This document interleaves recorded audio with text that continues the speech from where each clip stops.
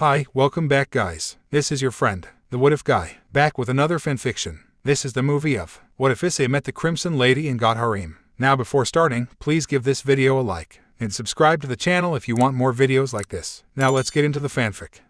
In the gynecology office of the Kyoto hospital. I'm sorry Hayadu-san, but the abortion is necessary. Your wife's life will be at risk if the baby remains within her. Refusing to accept this, Mr. Hayadu slammed hard on the doctor's desk in rage. How could you give up so easily? This is our firstborn we're talking about, you know. Darling, it's all right. If it's for our son, I'd happily go for his sake. Though you two mean the world to me, I'll not let fate have his way with either of you. Sigh, let's go, dear. With a tug on her sleeve, both Hayadu stormed off the building, but not without a few tears to shed. We'll figure something out, dear. Don't worry, Sniff, we have been trying for so long now, and then we have to deal with Sniff this. As they enter their home, there stood a man in robes with shoulder-length crimson hair, sitting on the living room couch. Oh, I've been waiting for you, Hayadu-san. The Hayadu couple stood there dumbfounded, until Mr. Hayadu reached for his cell phone. 911. No signal. Forgive my rude intrusion. I'm here to help you with your problem. What problem? I understand that you're having difficulty delivering your offspring, so I'm here to make you a deal. Forget it, how could we trust a total stranger? Because this total stranger can do this. With a flick of his wrist, the crimson-haired man made Mrs. Hayadu's wilted sunflower stood up and planted itself in the garden outside. Who are you? Me. Just call me Mao. At the rays of the morning sun, a young boy with messy brown hair got up on his feet as he heads to the bathroom for his daily routine. Ring ring. Issei, Rias is here. Oh, tell here I'm coming, Aka-san. With no time to spare, Issei changed to his school uniform and rushed downstairs and out to the door, but not before bidding farewell to his parents. Have a nice day in school. I will bye. As the brunette reached the front gate, he came face to face with his childhood friend and senpai, Rias Gremory, the top idol of Kyoto Academy and president of the Occult Research Club. Morning eyes, do you need a lift? You know the answer. I'll drive. With Rias hanging on behind him, Issei pedaled with all his might past the busy crowds and the occasional walking student. So, what's up in the org today, Rias? Oh, nothing. The usual. We'll be taking a look into the secrets of Japanese yokai. You're welcome to join us if you want. I'd love to, but I've promised Saji to help him with his homework. Maybe some other time. Just out of curiosity, eyes. Which club are you in now? So far I'm clubless. I just have no interest in any of them. Oh, and Sona is okay with that. Well, not exactly. I've been trying to apply for a position in the student council, but all my offers were rejected. Maybe Kaicho hates me. Awa, cheer up, eyes. If you like, there's always a spot ready for you in my club. I'll consider it, Rias. Thanks. Ara, we're here. Okay, I guess I'll see you around. Thanks for the right, eyes. What are friends for? As the two of them part ways, Rias turned back as she saw her kuhai left for class with the most optimistic smile he can put on. I guess the time will come soon. It was lunch break. We find our brunette looking for a table after he received his bowl of ramen from the cafeteria lady. The problem is, being a male friend of the school idol isn't easy when almost every male student basically envies you. As for the females, they either think of him as Rias's pet or her stalker. However, there are a few nice ones who willingly see Issei as a regular, nice boy who happens to know the school's idol. So for the past 2 years, the brunette would always have his meal under a tree just outside of the old school building, where he would sometimes be accompanied by 1 or 2 members of the org.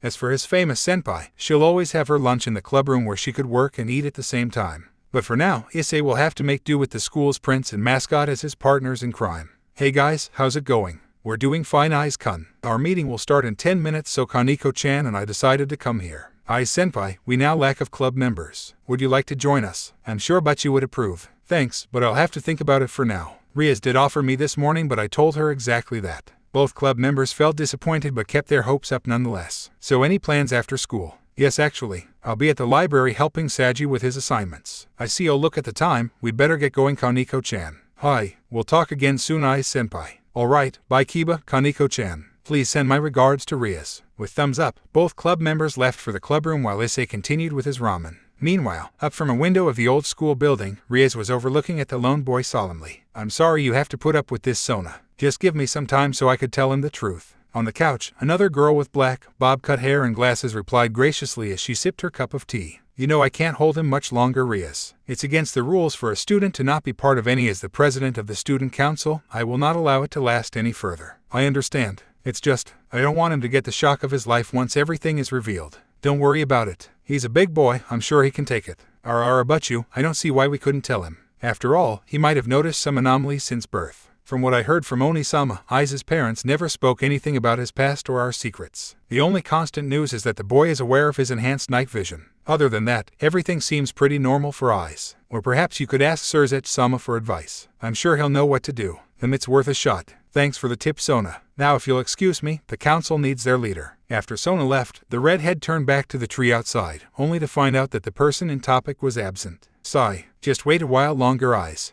After helping out Saji, Issei walked back home under the dimly lit street lights whilst enjoying the night scenery. Usually, most people would carry some sort of light like a flashlight or ever their smartphone to navigate through the darkness. For Issei, however, the streets were as clear as day, so he didn't even bother to use the roadside lamps to find his way. Another quiet evening. I just don't get why people are afraid of the dark. After about an hour and a half worth of walking, Issei opened the front door, only to find his parents resting on the family couch. But they were not alone. Issei, welcome home. Please, come and sit with us. There's somebody who wants to talk to you. I believe you know her quite well. Right next to the Hayato couple sat Issei's beautiful yet gentle senpai in her casual attire, wearing bitter smile. Hey Rias, what are you doing here? Eyes Doc, you might want to sit down for a while. There's something your parents and I need to confess to you. Confess? What's going on? As Rias took a deep breath, she stopped for a second to make sure she chose the right words as to not scare away her precious Kuai. You're a devil, Eyes. There was silence in the room. Nobody dared to say another word.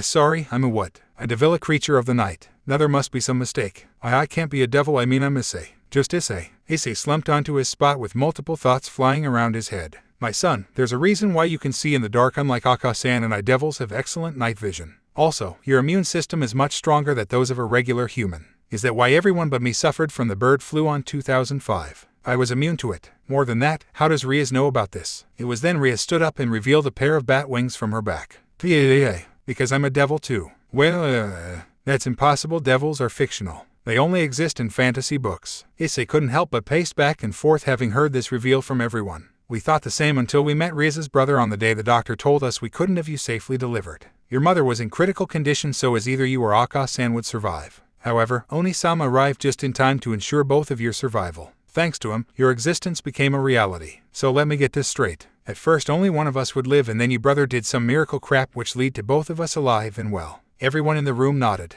After a deep breath, Issei then calmed himself and proceeded to his next question, and assumed that there's a catch to why your Oni-sama is willing to do so. This time, however, not one single soul dared to face the brunette. Well, my son, whatever you do, try to understand that we did it so everyone can be happy. In return for both of your survival, Oni-sama made you my servant. Servant. The thing is, Eyes, that we devils are able to reincarnate humans and other beings into devils through the evil peace system. After your mother gave birth to you, Rias's brother revived you and thus you became a devil. Rias then tossed a red bishop piece to Issei. On closer inspection, the chess piece doesn't seem to be made of any material familiar to the average human. It was glossy and polished, yet not fragile or brittle. So these evil pieces are basically magic chess pieces. Correct. Each individual requires a specific type and number of pieces for reincarnation. Usually it's based on one's strength and overall abilities. So what did it take to revive me? Apparently Oni-sama used all 8 pawns to revive you. We have reports that the Red Dragon Emperor has been passed down to a young man from today's era. Once we found out that it was you, Oni-sama rushed to your parents and did them the favor. I see now. So all you devils want is some legendary beast to be by your side. So you can be all high and mighty. It's not like that, Eyes. Thanks to this, I've made a new friend.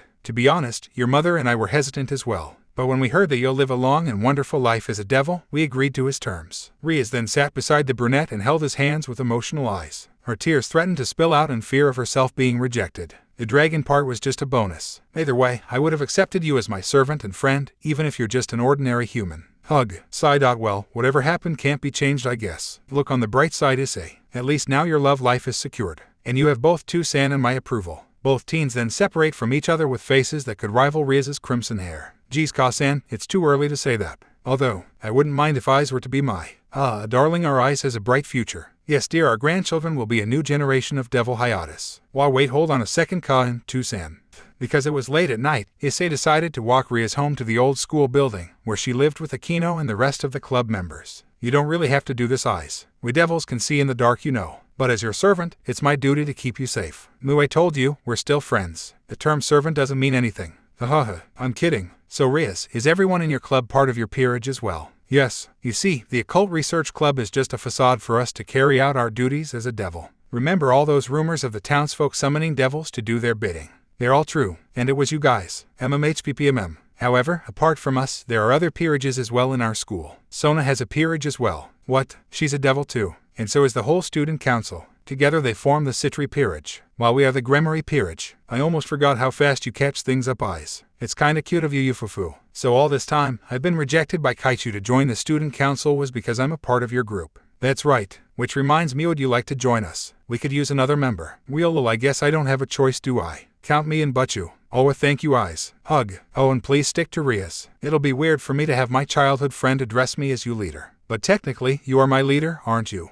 Just call me Rias, Eyes. That's an order. Hi, Rias. Hey, haha. As they arrived at the front door, both teens were greeted by the vice president of the org. Butchu, you've returned. Oh, and hello to you, Eyes-kun. Hi, Akeno-san. Nice to see you. So I guess I'll see you tomorrow then. Good night, Eyes. CHUP. Uehihi. Ara. For Eyes-kun to have such an adorable reaction from a kiss to the cheek. Good night, Rias, and you too, Akeno-san. As they wish each other, the brunette skipped home with the widest grin.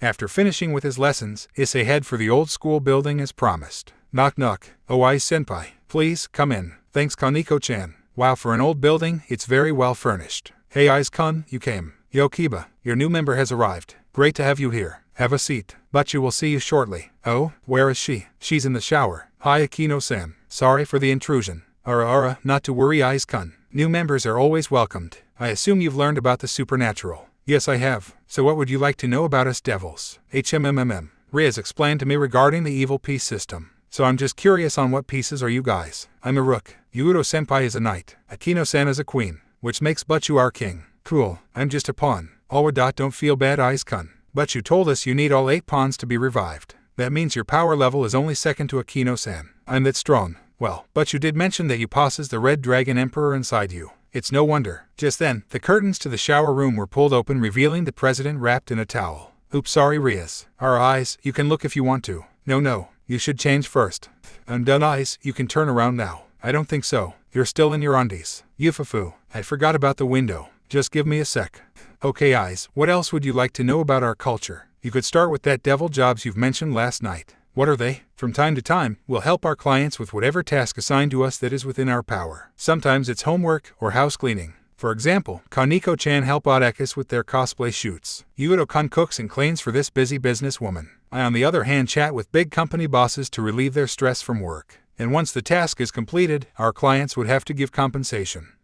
In souls, not anymore. Butchu only accepts anything of equal value to the task assigned. From cash to artifacts, even possessions. All that take the fun out of it. So Eyes, are you ready to make your debut? Just tell me where to start. Excellent. Akeno will prepare a transport circle for you, so just step in. The brunette took a step into the center of the circle. Wish me luck, guys. I'll be right back. As the lights died down, I was transported to what seems to be a room with plastic weapons. From knives to pistols, even rifles. Oh ho, he must be an arms otaku. Excuse me. As I turned to my back, there stood a girl with sky blue hair tied into twin pigtails. Her body frame was petite. Ah yes, Rias and Issei at your service. What can I do for you, dear? The girl then pouted and gave me a stern glare. For a moment, my body couldn't move and my spine couldn't stop shivering. What is this feeling? Fear. For your information, Devil-kun, I'm a guy. Don't ask about the hair. It's a long story. My apologies, What's your name again? Oh right, Shiota Nagisa. Nice to meet you. Right. How can I help, Nagisa-kun? The boy then sat at a corner and hugged his legs. He stared out of the window in sadness as if missing someone. Issei-kun, have you heard the news about a super being who threatens to blow up the earth? Well, yeah. That's like last year. What about it? The thing is, my class was assigned to assassinate this creature, as he told the government that he'll be our homeroom teacher for a year. And that if we fail to kill him, the whole world will be in danger. You need help to kill him. Sniff. Now the assassination was successful. However, he was proven to be innocent, and yet, sniff, we still had to kill him in the end. Sniff. How sad. He must really miss this teacher of his. The only thing I could do now is pat him in the back for comfort. There, Nagisa-kun. I'm sure he's happy up in heaven. Sniff. I really needed that, Issei-kun, thanks. He must be an awesome teacher for you guys to miss him. Yeah, he's the best. So how much do I owe you? No, this one is on the house. Are you sure? But what about your? I'll deal with them. It's nice meeting you, Nagisa-kun. Stay strong, alright. Hi, until we meet again, Issei-kun. Once I've returned, I gave Rias my review card for my debut. As she went through it, she somehow has an uneasy look on her face. Am I in trouble? No, despite not receiving any compensation, your reviews are surprisingly good. What happened there, Eyes? I couldn't help it. He had to kill his sensei who he loved so much and was found innocent. How could I ask him for payment when that happened? Sniff. Oh man, to think that I'm crying in front of everyone, how useless of me. But then I felt a soft sensation around my neck. Another hug from Rias. She seems to be shedding tears as well. I understand, Eyes. That was very kind of you. I'll overlook this for now. But next time, do try to ask for payment. I will, Rias. Sniff. To think that the poor kid has to end an innocent life. Sniff. There, Akeno-san. I'm sure he lived a happy life with his students. Let's see now. Since Rias has been living in the clubroom all these years since she arrived to the human world, my parents offered her a place to stay at our place. Just to make things clear, I'm not against that idea. The real problem happens during bedtime. Our eyes. Why are you covering your eyes? You don't like what you see. It's not that. But why are you naked? I can't sleep unless I'm naked. It's somehow a personal habit of mine. Alright, then why are you on my bed? You don't want me on your bed. Oh crap, don't cry now. Our devil's always this seductive. No wait, it's not like that. It's just don't feel comfortable sleeping with my friend who's in her birthday suit. Yufifufu, want you senpai to teach you. It's very simple. I'll sleep on the couch then good night. Wait up eyes. It's the only solution I could think of. Unfortunately it didn't last long as the couch received another body when the clock strikes 6 in the morning. Yufufu, you're not going to escape me that easily eyes. Groaned. One of these days my junk won't be in my control. That wouldn't be a bad feeling now will it? Massive nosebleed. We've known each other for so long but it only takes a few inappropriate words to raise the awkwardness. Seriously, what does this woman see in me? You know this isn't healthy for our friendship, right? Oh, I heard that the best romances stem from friendships. Don't you agree? Hey, there's such a thing. Have you been watching too many romance dramas, Rias? Love is much more complicated than this, you know. But that doesn't mean you can't make it simpler. Oh look at the time, I guess we have leave for school. I've somehow managed to break free from her embrace and head up to my room. After my usual morning routine, we both pedaled to class as always. So this has been happening for about I'd say 2 weeks, and my parents are helping it all. To think that Rias would make such a loving daughter-in-law. Our son's future is a bright one, dear. I couldn't agree more. Asking her to move in was ingenious, darling. Oi, doesn't it bother you to see her naked with me? I don't see any problem with that. Right, dear? Yes, it's common social behavior. You guys want it to happen. Sigh. I guess when they say gremlins treat their servants with love and kindness, they weren't kidding. Well, it's not that I want to reject her feelings. It's just, I don't see why would a mere pawn like me would deserve a high-class devil like her. Perhaps relationships between master and servant should be off the table. It's for the best. Hey Ice-kun, you okay buddy? Oh nothing Kiba. Just thinking about some stuff. But you seems to be more cheerful ever since she moved in with you. Did you do anything special with her? Hey BSOULUTEL, why not? Calm down, I'm just joking. BTW, I heard that there's a new student in your class. Interestingly, he's my client. Nagisa-kun. Yep, well good for you Ice-kun. I'm sure your contracts will be easier to complete.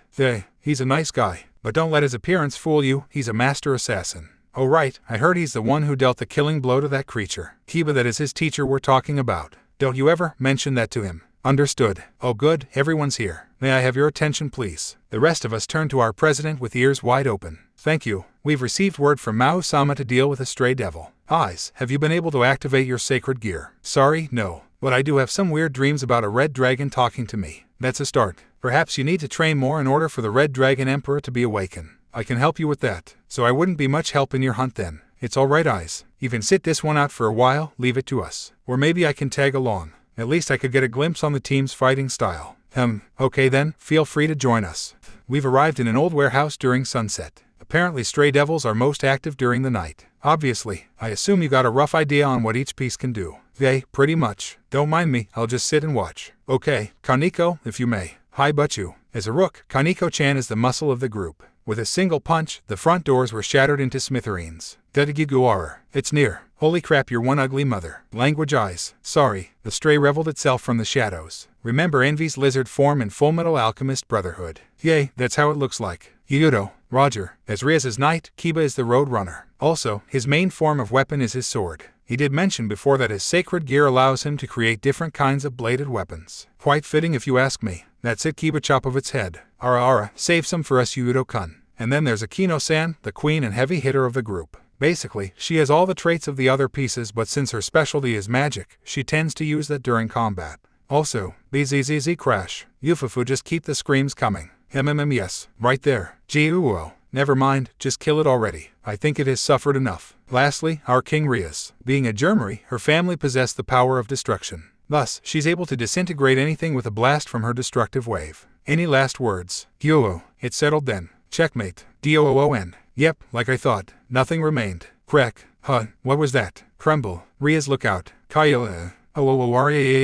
My body moved on its own for some reason. The ceiling came crashing down to Rias as the warehouse started to give way. Thankfully and somehow, I was able to destroy the rubble before we're flattened. Then it got to me. My arm seems to be wearing a red gauntlet with a green gem on it. Eyes. That's it. What the hell is this thing? And GGHH, I can't get it off. That's your sacred gear. The boosted gear. You did it. But how did it happen? I don't know. I just saw Rias in danger and went to rescue her. I guess my feelings kicked in and managed to summon it. Hey, who said that? What? It can talk. So you're the one talking to me in my dreams. Hug. Hoof Rias. I'm so proud of you eyes and thank you for saving me. Ara. How romantic. Congratulations, senpai. Excellent job, Eyes-kun. Now we can be sacred gear buddies. Haha, I guess we can. Just a moment there, D-Drag. Never in my life. And the awkward one-sided hug continues for the next 10 minutes. I'm currently in Nagisa-kun's place as he asked me for company again. So the others are elsewhere, I assume. Yes, after middle school, I've decided to further my studies and get a degree so I could be a teacher like him. That's cool. So how are you adapting to Kyo Academy? Everyone seems nice, but the perverted duo are rather unsettling. Also, I heard you're friends with Rias senpai. That must be cool. We're just childhood friends, that's all. I guess her good looks helped her become the school idol. That's true. Hey Nagisa-kun, I'm currently lack of any combat skills and on the more useless side of the group. Would you be so kind to? Yes, teach me some of you assassination techniques. Or I guess I could. But only if you promise me to use them to protect those you care for. You have my word. Back at home, I grabbed my toiletries getting ready for a bath, only to be unexpectedly welcomed by a certain unclothed redhead. Hello Eyes, want to join me in the tub? You could have locked the door, I'll wait for you then. As I was leaving, Rias held onto my shirt and is not willing to let go. Oh crap, I can wash your back you know. Besides, it's lonely without you here. No, she's my friend. I can't give in to my manhood. Fine then, I'll leave the door open. But could you at least let me wait outside? Moo party pooper. With a pout, Rias released me and continued her bath. It wasn't for another 10 minutes that she decided to end her bath time. All yours. Thanks. RM. Could I have some privacy please? Why? You left the door open, why can't I? What kind of an excuse is that? I don't want to show my manhood to you. Oh, you're afraid it's too small. Hey, it's regular size plus, I can't shower with a woman looking at me. Hi, I'll leave it to you. Shut. Jeez, I can't live in peace with this lady. Really, D-Drag? No need to state the obvious. Hey, do you think I don't know return her feelings? I guess you're right, but it'll take time before I could get used to harem sets. That helps a lot. THX bud. I guess you're right. I'll see to her shortly. Yufufu, it's about time you've realized that Eyes. Hey, has she been? You heard it all. Every single one. So. Is it alright for you to have me as your plus one? Of course my Eyes. And I'm sorry for teasing you. It's my first time being in a relationship so I was a little confused. But if you're uncomfortable with all things Issei, it's fine by me. And for the record, even if you do return my advances, I've never thought of you as a pervert. That's good to hear. Anyways, I'll be taking the couch from tonight onwards. Good night. Rias, wait. What? Why even sleep with me? My bed could use another person on it. Really? You don't mind at all? Sure, but please understand if I want to take this nice and slow. No coitus for now. Ooh, I'm not that aggressive Eyes. But it's alright if you want to cuddle. You know I do, my dear servant. As the nights pass by, we've finally come to a mutual understanding. To be honest, I became rather fond of Rias's body. No bad Issei, naughty Issei. Hey, I guess my life just keeps getting livelier.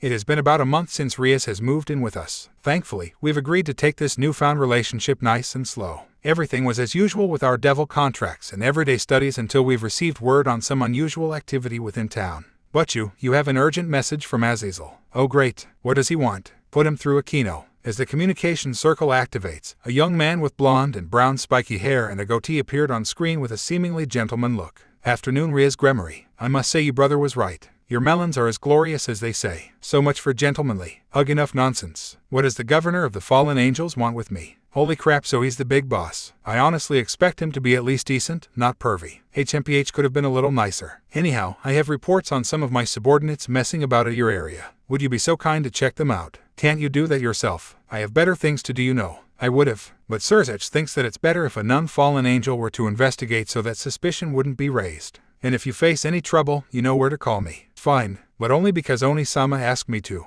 And this better not be a trap. No, I wouldn't want to be the one to disrupt our truce. That's your department. Hey, don't you dare speak ill of us devils. I'm joking. Geez, kids these days. As the conversation ends, Rias then gave us a bitter smile as she gave her announcement. I'm sorry guys, but it seems we have a job to do. No worries but you. Our schedule isn't that packed. Isn't it, Eyes-kun?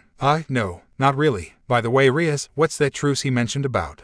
During the old ages, all three factions consisting of us devils, angels, and fallen angels were at war for hundreds of years. At the same time, there was a battle between the two heavenly dragons, namely the Red Dragon Emperor and the White Dragon Emperor, which also created chaos for the world. Well, D-Drag, anything to say for yourself?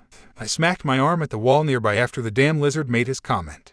Back to the story. Since the fight between both dragons also endangered the survival of all three factions, they formed a truce and alliance to defeat the two dragons and end their battle. Unfortunately, many lives were lost, but the dragons were successfully hunted down and sealed within 2 Longinus class sacred gears. The boosted gear which possess, and the divine dividing of the White Dragon Emperor. So in short, you guys finally made peace because of D-Drag and his buddy. In a way, yes. Thanks to that, all 3 factions can finally live in harmony. However, Oni-sama did mention of a terrorist group who are against the Alliance. Then it's up to us to defend the Alliance. What are we waiting for? Hold on, Eyes. We need to plan our move first. Still, Eyes-kun, it was rather manly of you to show your passionate side, Yufufu. Akeno, step away from the boy. He's mine. Oh, don't be so stingy, Rias. Eyes-kun deserves praise from his senpai as well. Akeno-san, I don't think OOFFMMPH. Yufufu not need to say more. Your senpai Akeno is here. I can't breathe. Oh crap. My consciousness. Fading. Eyes-kun, hang on. Let go of him, Akeno, you're choking him.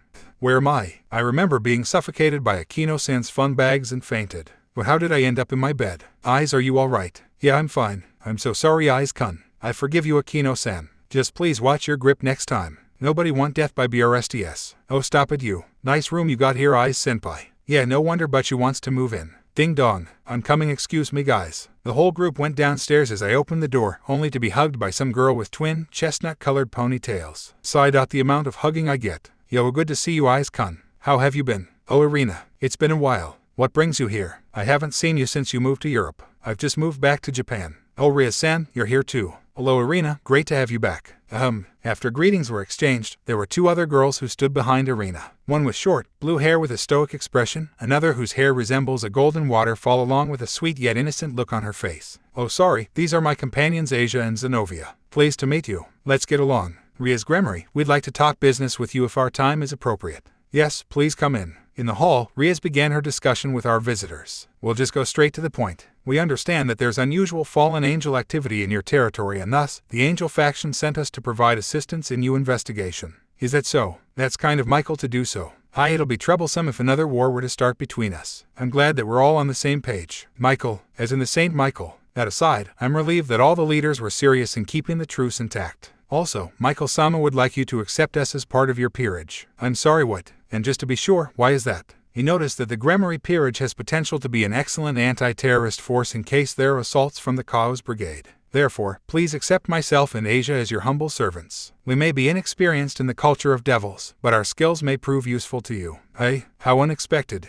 As for our king, I could tell that she seems to even consider this offer. You do know that as devils, you'll be vulnerable to any form of prayers or holy objects. Are you willing to give that up? It's okay, Rias-san. Michael-sama has allowed Zenobia-san and I to keep our faith in him even as a devil. If it's for the good of our world, we'd willingly endure any pain that comes with it. How kind and selfless of her, Asia. To say that she's a saint among saints is an understatement. As do I. Very well. You two are welcome to be my knight and bishop. How about you, Irina? I'm sorry, but Michael-sama has already resurrected me as his ace. However, I'm still to lend a hand in case anything happens. And I appreciate your help. Zenobia, Asia, please step forward. As the 2 girls stood on a magic circle each, Rias took out her remaining knight and bishop piece which were then inserted into both girls. Soon after, both girls extended their wings as a sign of being part of our peerage. So, any intel from the Angels faction Zenobia? There has been sightings of the stray exorcist Fried Slazen in town. However, we can't confirm his affiliation with the fallen angels as he usually appears alone. Right, that's where we start. Koneko, you and Yuuro scout the area for Fried.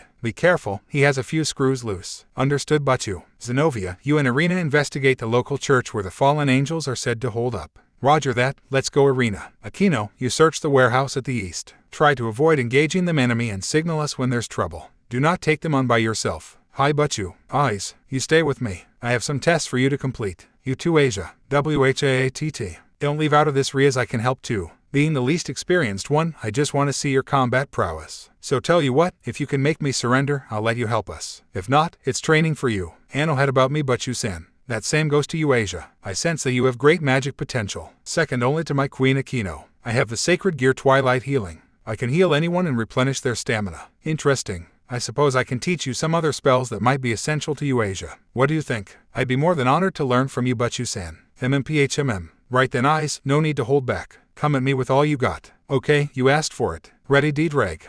With my boosted gear summoned, my mock battle with Rias began in a split second. Don't underestimate a Gremory Princess, Eyes. You might get yourself hurt. In that case, promotion. Knight. With my newfound agility, I raced towards her and drove my gauntlet right at her front. She however managed to expect it and blocked my strike with both arms in a cross guard.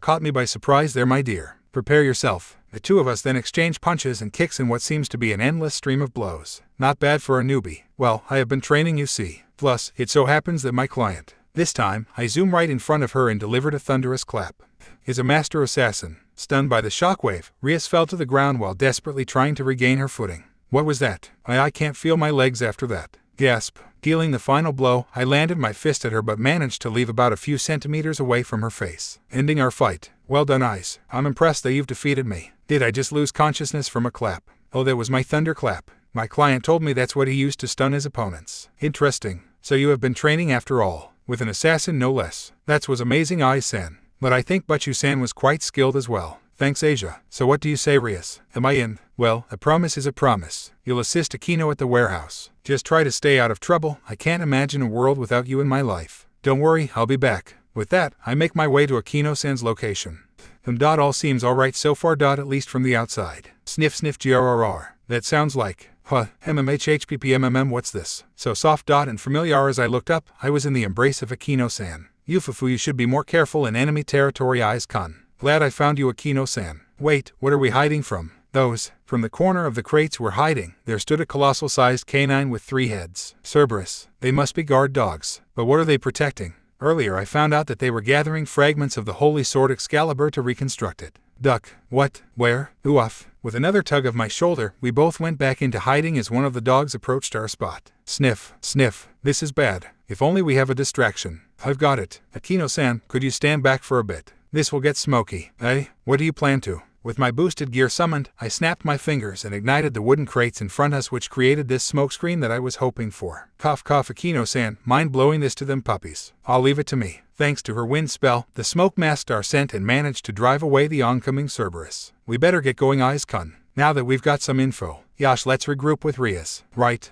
It appears we're the last to arrive since the rest of them have returned. Found anything, Akeno? Yes, Butchu. Apparently the said group was collecting all the lost fragments of the holy sword Excalibur. However, we're still unsure who's behind all this and why. It's alright, Eyes. Zenovia and Arena discovered that a fallen angel commander known as Cockabeel was leading the operation. Apparently he has enlisted the stray exorcist Friedslazen and a few other fallen angels under his wing. Pun not intended, yet hilarious nonetheless. We've also found out that the ritual to reconstruct Excalibur happens to be in the school field tonight. What should we do? Rias, what is it, Eyes? I know it's not my place to say this, but we could use Kaichu's help this time. I refuse. This is our battle. I don't want anyone else to get hurt because of. Just hear me out, Big Red.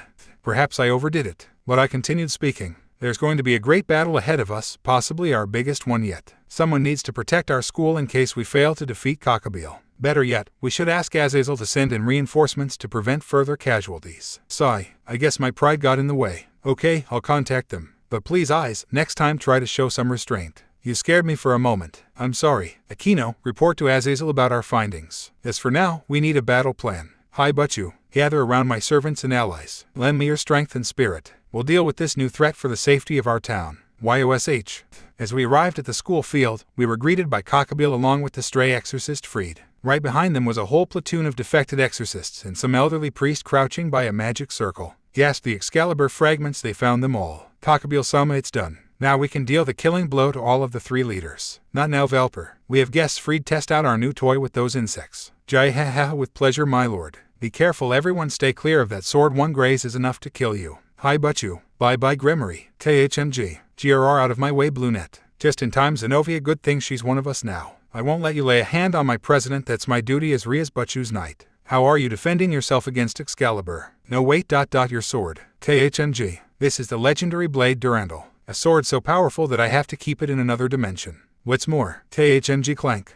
It happens to be on par with the original Excalibur. Rias Butchu, I'll deal with him. Thanks, let's go, my servants. Not so fast. With a flick of his wrist, Cockabeel opened a portal out of the field. What came out of it was 2, no 4. Cerberus. We'll handle them. Rias, give me your permission. After I gave my approval, eyes glowed red and went charging towards the dogs with godlike speed. Promotion, Queen. Jab, jab, jab. With every strike he delivered, the Cerberus came crashing down one by one as if being stunned. That will keep you down for a while. Eyes, what was that you just do? I've paralyzed them by aiming for their pressure points. Nothing to it. Let me guess. Najisa taught you that. With a nod, I sigh as my pawn seems to have an interest in assassination. GRRR. Perhaps I should have killed them instead. Growl. You fools, normal acupuncture won't work on the guard dogs of hell. Now finish them. That's it. Hey Arena. What is it, Eyes-kun? Throw me a light spear. What? Don't be reckless, Eyes. Are you crazy? You could get killed by that. Trust me, Rias. Just do it, I have an idea. From a distance, I could see that even Arena was hesitant. Soon enough, the angel created a spear of blinding light and tossed it towards Eyes. And to my surprise, Eyes caught it with his boosted gear and seems to be absorbing it to his gauntlet.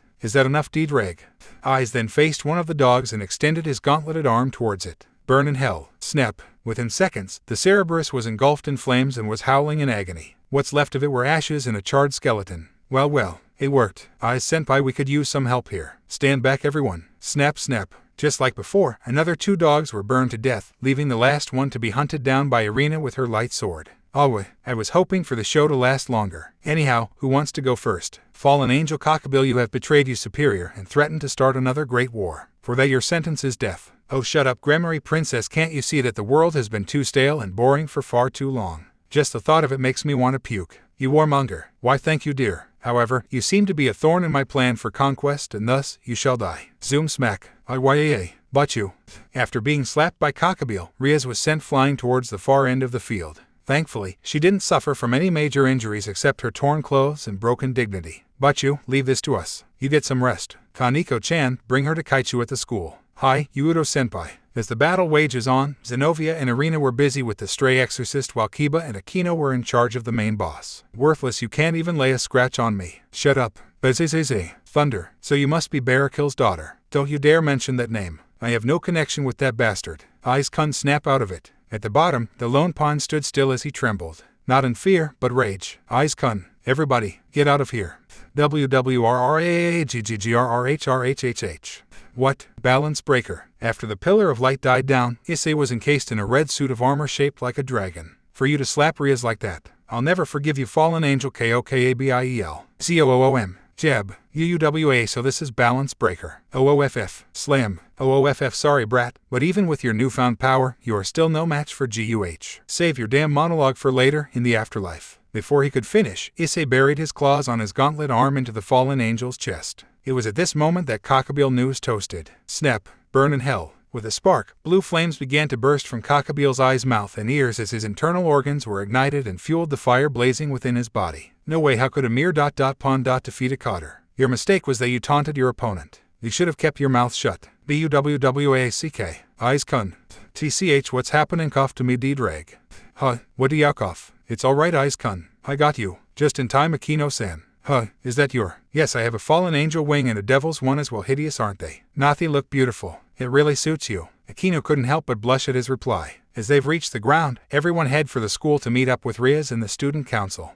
And GGHHH. Huh, oh my head. As I opened my eyes, I was surrounded by my friends and servants with worried faces, along with Eyes grabbing hold of my hand. Thank goodness you're alright. Hug. Oh Eyes, a mere slap won't kill me. Did we win? Yes, we've managed to defeat Cockabill thanks to Eyes kun. Unfortunately, Freed and the stray exorcist managed to escape after losing their ringmaster. I've contacted Michael Selmer regarding the matter. Leave it to us angels to search for them. You've done lots. That's good to hear. Akeno, have you informed Azazel about this? Akeno, we can do that later, Rias. Akeno-san seems to be having a hard time right now. Cough. Eyes, are you alright? I am fine, Rias. Just thought MUNYUUU. Eyes, I didn't know what happened, but my precious Eyes collapsed onto me unconscious. Thank goodness my BRSTS were there to cushion his fall. No, we need a doctor.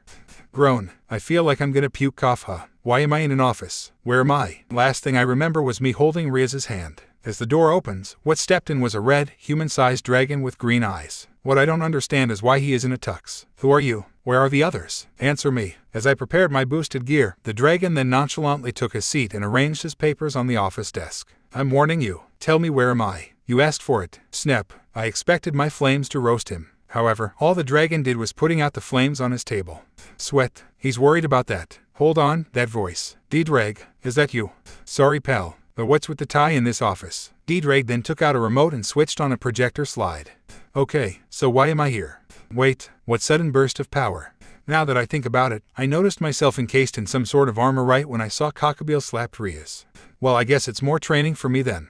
Alright. So, is there any way for me to wake up? After a yank of the dragon's index claw, the whole room burst into flames. The floor also seems to be burning up. Oh no, at this rate I will fail. Gasp. With my sudden awakening, I found myself in my bed surrounded by my comrades. Eyes, you're awake. Hug. You've came back. Sniff. Thank goodness. Both Rias and Akeno-san grabbed onto my arms with teary eyes.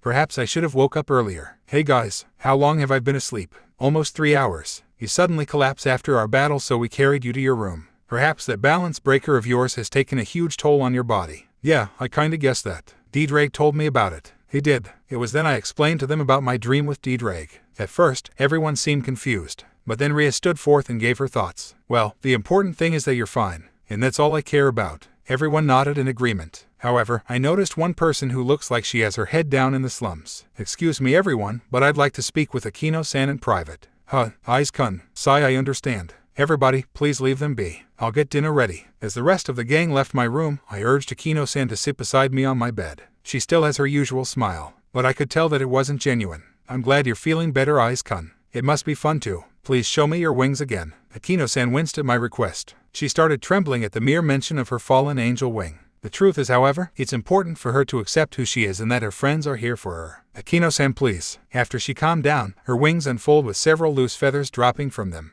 Why did you ask me to do this, Issei-kun? Is it because you hate me after what Cockabeel did to your town? I told you, I think your wings are beautiful. In fact, why don't you tell me right now, why do you hate having fallen angel in your veins? I'm sure I'm able to help. It's nothing, Issei-kun. My unfortunate heritage is my burden to bear. Not if I could help. Let's just start from the top. You hated fallen angels because of your father, isn't that right? This time, Akeno-san began shedding tears at the mere mention of her Adu-san. Just, what happened? They're there. I'm here for you. Sniff. My mother found my father injured, outside of our clan shrine. Sniff. She patched him up and the two of them ended up falling in love. Yes, due to my clan having strict traditions and cultures regarding supernatural beings, my father had to hide his identity as a fallen angel to avoid any unnecessary conflict. However, a few years had passed and I was conceived. But unlike adults, young fallen angels are unable to conceal their wings. So someone in the clan found out about Barakeel-san. Akeno-san then nodded. When I was 9, my father was summoned by his superiors to aid in their battle against the terrorist. Boo. At the same time, Sniff, the clan leaders took the chance to invade my home Sob,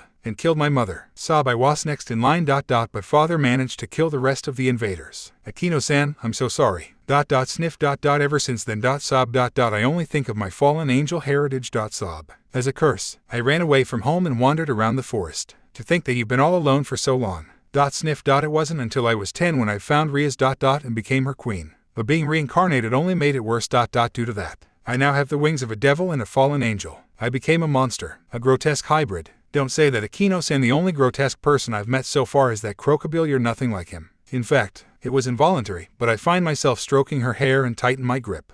I think you're one of the most caring and lovely person I've ever met. Third to my Aka-san and Rias. Issei-kun, if you're not ready to forgive your father, I totally understand. But could you at least forgive yourself? Rias needs you. I need you. We all need you. Yufufu. Finally, a genuine Akeno-san smile. She seems to lighten up after she wiped her tears. I've always thought of you as a Dorkly Jr., but after what you said, how you I not fall in love with you? Oh wait, hold on, Akeno-san. I've promised Rias that I'd be her boyfriend. So sorry that I can't have two. It's alright, Issei-kun. I don't mind being second place. In fact, it's much more interesting this way. With her newfound cheerful demeanor, Akeno-san began to crawl up my chest and lean close to my face. For some reason, I've never noticed that her violet eyes were this beautiful before. So what do you say, Issei-kun? Would you like to have an affair with me? An affair? Yep. You and Munda Rias's nose. Aye. Hyoudusa. That voice. Oh crap.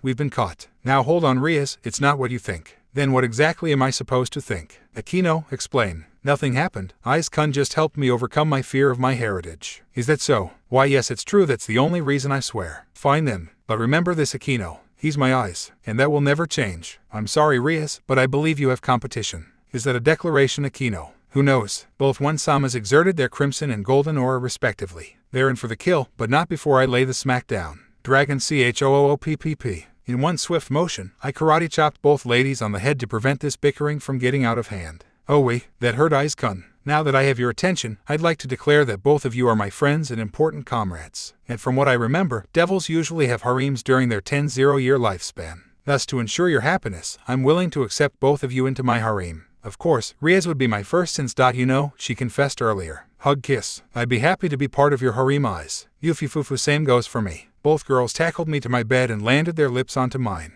With those red cheeks, I could only assume thus. That was your first kiss, isn't it? Both ladies then nodded with the cutest expression. Well, I'm honored. Oh my, it's getting late. We better head downstairs for dinner. With that, the Hayadu residence received another guest and my parents managed to renovate our home to compensate the increasing number of people. Also, just like Rias, Akeno-san also shares a bed with me as we sleep side by side every night.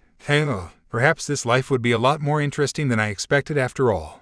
We the Occult Research Club are currently in the club room minding our own business. As of today, peace has finally been restored as the war maniac Cockabeel was defeated and Azazel is pardoned for his kin's actions. Meanwhile, we're asked to carry on with our usual daily activities until another enemy shows up. Side out, it's a devil's life for me. Our eyes kun, what are you thinking about? Oh right, ever since that day, Akeno-san started to appear beside me more often than usual. Well, it's not her fault since I was the one who declared it to her and Rias. With her arms wrapped around my neck, Akeno-san leaned her head against my shoulder with adorable violet eyes gazing onto me. Damn, she's cute. Oh, nothing, Akeno-san. Even now you still address me that way. I've told you to drop the honorifics, didn't I? That may take some time, you're still my senpai. Both as a student and fellow devil. Well, how about as your lover? Wouldn't that be enough? Well, Before she could proceed any further, the doors swung open along with an excited Rias making her appearance. Excellent, please lend me your ears, and Akeno, let go of my precious pawn. We'll continue next time. Right, as some of you may have noticed, tonight is going to be a full moon.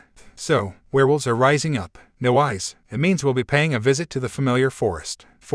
But why a full moon? It's when the familiars are most active and easiest to spot. So said Kiba. Hold on, where did you get that budgie from? This is my familiar. Say hi, Purin. Squawk hi. It's more like a parrot than a budgie. So these are your pet. They're more than that. Familiars are a devil's companion and helper, doing menial tasks or just keeping us company. Here's mine. Poof. Cool, wait. Isn't that your pet bat? Oh, you remembered her. Yep, Lucia here is my vampire bat familiar. Poof. How did she turn into a lady? I told you, she's a vampire bat. This is her human form. I still like the way you pat my head, Sama. Oh right, I used to do that. And this is mine. On Kaneko-chan's arms was a white little kitten with matching hazel-colored eyes. Say hi, Shiro. NYAA. How cute, oh, who did that? From behind, there were about 3 small imps yanking my collar and sleeves, each with a different color. My apologies, Eyes-kun. They are a troublesome bunch. I assume they're yours, Akeno-san. Just a nod was enough to confirm my question. I get it, so it's our turn now, right, Butchu? MMPHM. Everybody please gather here. And off we go.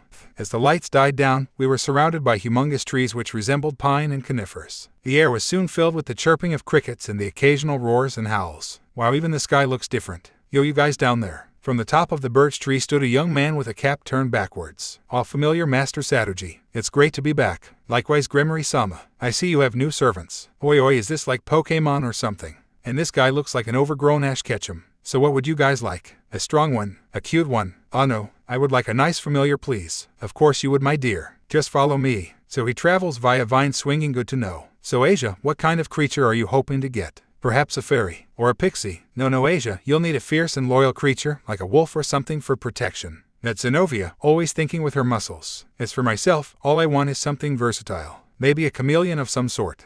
Shut it, D-Dreg. Not all familiars have to be big and powerful, you know. That's up to me to decide. Hey, what would that be? DDRAAIIIGGG. The ground shook as my dragon's name was called from nowhere. Somehow everyone managed to regain their footing despite the tremor. Hello, what was that, Satoji-san? That's Tiamat. Boy, are you the current Secretary? Yes. Why? For some reason, the familiar master seems to be trembling uncontrollably with sweat drops pouring all over his body. Who is this Tiamat? We've got to go. Tiamat hates the Secretary. WHATT. You could have told us that before we came here. Rias, we have to leave now. No, I won't wait for another full moon. Not now, Zenobia, we have an angry dragon on our asses. Satoji-san, is there any way to calm her down? For now we can have the Secretary distract her while we go and hide. No, I refuse to lose eyes. He's right, Rias. You guys head for that hill, I'll keep Tiamat busy. No, ISSE. Let's him be, Butchu. Eyes-kun knows what he's doing. It's been 30 minutes since I've part ways with Rias. Unfortunately, D-Drag, come back here. I'm still running from this crazy dragon. D-Drag, anything you can do, bud. Damn it, this useless dragon. I'm not ready for balance breaker yet, and what I've learned from Nagisa-kun won't work here. Stop running, you brat, come and face me like a true dragon. For the last time, I'm not a dragon. Shut up. After dodging every fireball and claws thrown at me, enough is enough. Clap. With my technique, Tiamat hit the brakes and gave me an unusual gaze. After blinking several times, she placed her head in front of me and opened her mouth. What, aren't you going to kill me? Aren't I good enough for you? Calm down, young one. I was just testing you. What? Well, to be honest, I was in fact furious when I sneezed D-Drag's presence in this forest. But when I see you being his current host, I've thought of chasing you to see if you're like that damned reptile here. Silence, I'll deal with you later. So what did you get from our chase? Your compassion towards your friends and desire to protect them by facing me was enough to convince me otherwise. Hoidu Issei, you are indeed worthy of the title, Red Dragon Emperor. That's for you, D-Drag. I'm still waiting for that nest you promised me after you and that idiot Albion burned it down during you fight. Albion, does he happen to be the White Dragon Emperor? Yes, him. Come on now, bud, you're like 1,000 years old now. Eyes kun. From the sky, the rest of my comrades landed as both one Samas tackled me to the ground. Thank Mao you're alright. Sniff. I was so worried. Don't you ever die. Promise me that. I'm fine girls. And no need to worry. Hey boy, I see you've trained Tiamat. You're the first one to do that, you know. He's right. I don't normally allow myself to be some devil's pet. But as the current host of D-Drag, I'll make an exception out of you.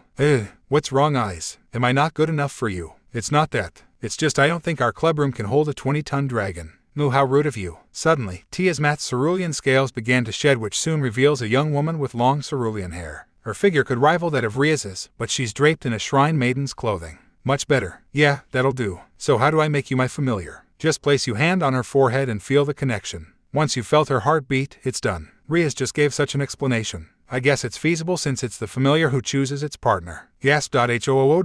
You ready, Tiamat? Oh, just call me Tia. As I extended my right hand towards Tia on her head, I could feel a part of my soul being channeled through her. Then suddenly, boop doop, I feel it, the sound of her heart. With that, I released her to signal the completion of my contract with my familiar. Well done, boy. You have successfully caught Tiamat. You should be proud of him, Gremory-san. I am. Rias. It's nothing.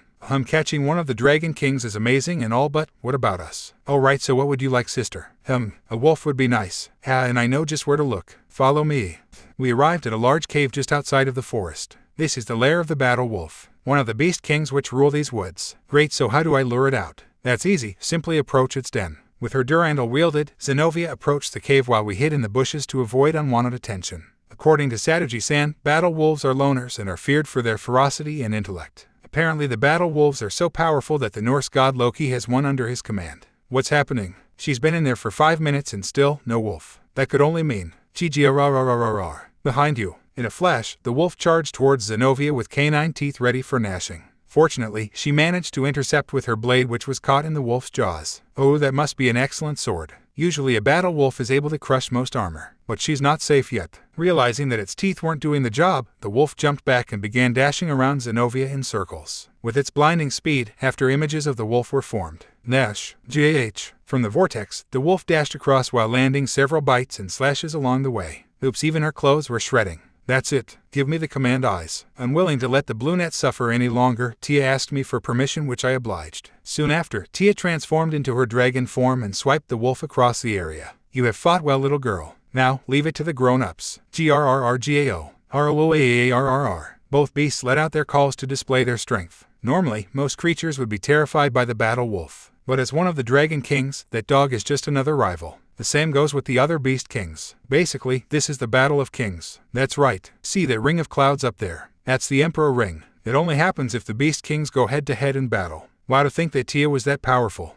The fight took about an hour to complete, but the wolf was successfully subdued thanks to the Dragon King's immense strength. With that, Zenobia placed her hand on the wolf and sync in their souls marked the end of the process. Despite their solitary behavior, battle wolves make extremely loyal familiars. Once a contract is formed, they'll hear your every command. As long as it's within logical means. He's a handsome one, aren't you, Terry? Woof. Aha, to think that the ferocious battle wolf could be a lovable puppy. Now all that's left is Asia. Ooh, don't cry, little girl. You wanted a pixie, right? Well, I found something even better just for you, my dear. As Sadaji-san pointed at a branch at a nearby tree, there perched a tiny blue dragon resting quietly. Oh, that's a sprite dragon. You don't see them very often. What do you think, Asia? He's very cute. After hearing our voices, the sprite dragon flew down and landed in Asia's arms, snuggling at the warmth of her embrace. Sprite dragons only respond to maidens with a pure heart. He'll make a great companion, my dear. Well, he's kinda cool. Wait, Eyes. Too late, I was zapped to a crisp by that sprite dragon without warning. What was that for, Dragon-san? This one must be male. They're very protective of their masters and will attack other males when provoked. Tough, you could have told me that before, Tia. Kyukyukyukyuku. I'm sorry, Eyes-san. Rase-kun didn't mean it. Rase, so that's the name you gave it. Hi, I took it from Lightning, your name. How sweet of her. As for myself, I had to be carried by my familiar due to paralysis of my lower half. Don't worry, Eyes, Akeno and I will take care of you. Yufufu, then maybe we could play doctor when we get back. Oh no, I'm sensing seductive energy in the force. No, Eyes needs his rest. As his familiar, it's my job to look after him. Dragon to dragon. But I'm his master. What did you say? Oh no, that makes her the third member. Hopefully I'll survive the next couple of days. That aside, with our familiars received, we returned to the clubroom and packed our belongings before heading back home. As for Irina, she isn't allowed to have a familiar due to being an angel. Back home, I've managed to find a sleeping bag for Tia as she occupied the floor while Rias and Akeno-san took their usual spot, right beside me.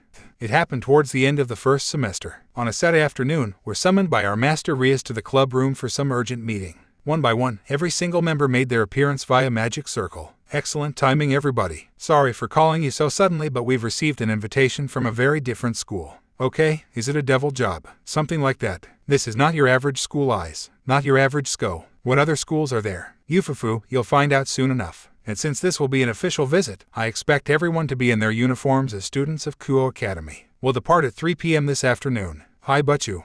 As the lights died down after teleportation, we seemed to arrive at some sort of dark forest. Almost like something you would have expected from a Tim Burton's movie. So Rias, where is this school you mentioned? Oh, it's right there. Gresh. Okay, the on-cue thunderclap wasn't necessary. Far away from the forest stood a massive castle perched on the edge of a hill. That's no school, it's a mother freaking fortress. What kind of school is that? I'm scared ooh. Don't worry Asia, Irina and I will protect you. Yup. Nothing beats the power of friendship. Those church trio, doing them poses again. Anyway, we proceed to follow the dirt path which I hope will lead us out of this haunted woods. I do admit, however, that the random hooting and howls does give you a sense on the thrills. Our eyes Kun, you seem calm. Doesn't this forest terrify you at all? Are you kidding? I love horror themes Rias and I always take visits to haunted attractions. Which is why she's clinging on to me now.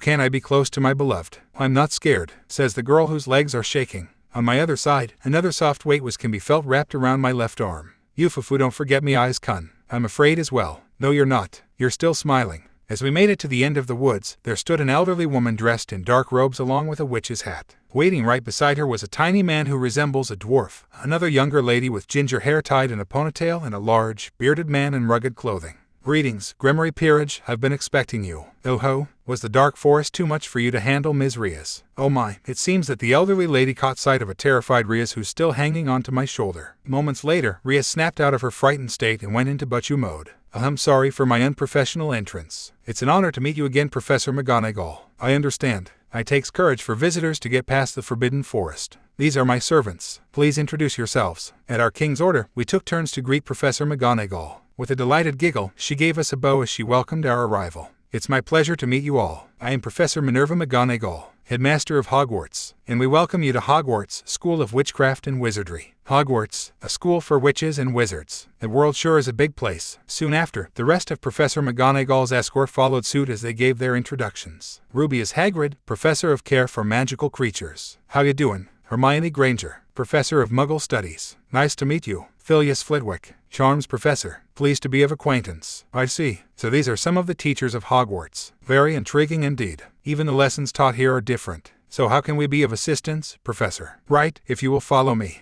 We've been walking through this massive school for almost a half an hour now. But the many faces of young wizards and witches were worth the journey, not to mention, they have moving staircases. I'm sure you may have heard of our recent battle against the Dark Wizard Voldemort 23 years ago, Ms. Rias. Oh yes, I heard that this boy single-handedly defeated the Dark Lord as the war almost came to an end. Sai was a great man, that one. Wow, for a student to defeat such an enemy. You must have admired him very much, Professor. He was my best student. I'm glad that he's happily married now. Yep, Harry was the best. Harry, who right? Professor Granger here used to fight alongside Harry during the war. Aren't you, Hermione? We've been friends since our first year in Hogwarts. Harry, myself and my husband Ron.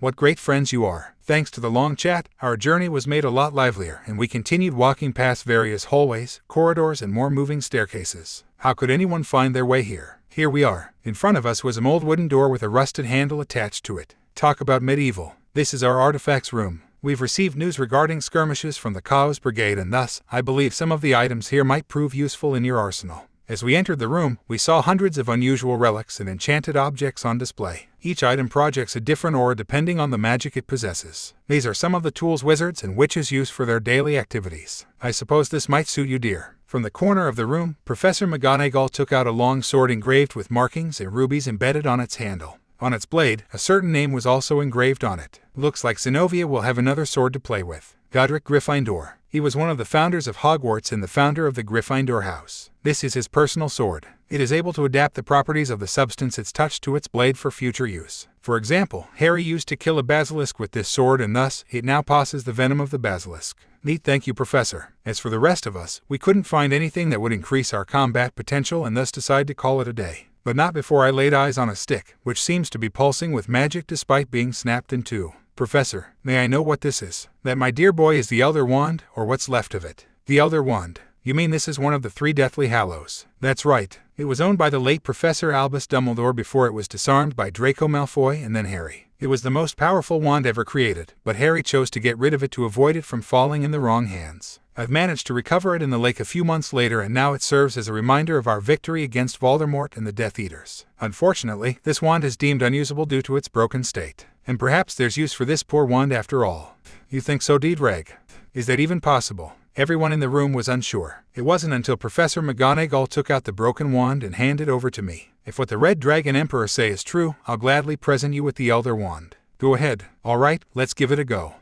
Within minutes, the Elder Wand disintegrates into wisps, which in turn flows into the gem of my boosted gear. I feel tingly. Now, Mr. Hayato, I would like you to wave your gauntlet like this and say, Expelliarmus. Aim at my wand. As instructed, I waved my right hand in a circular motion and chanted the said command. Expelliarmus.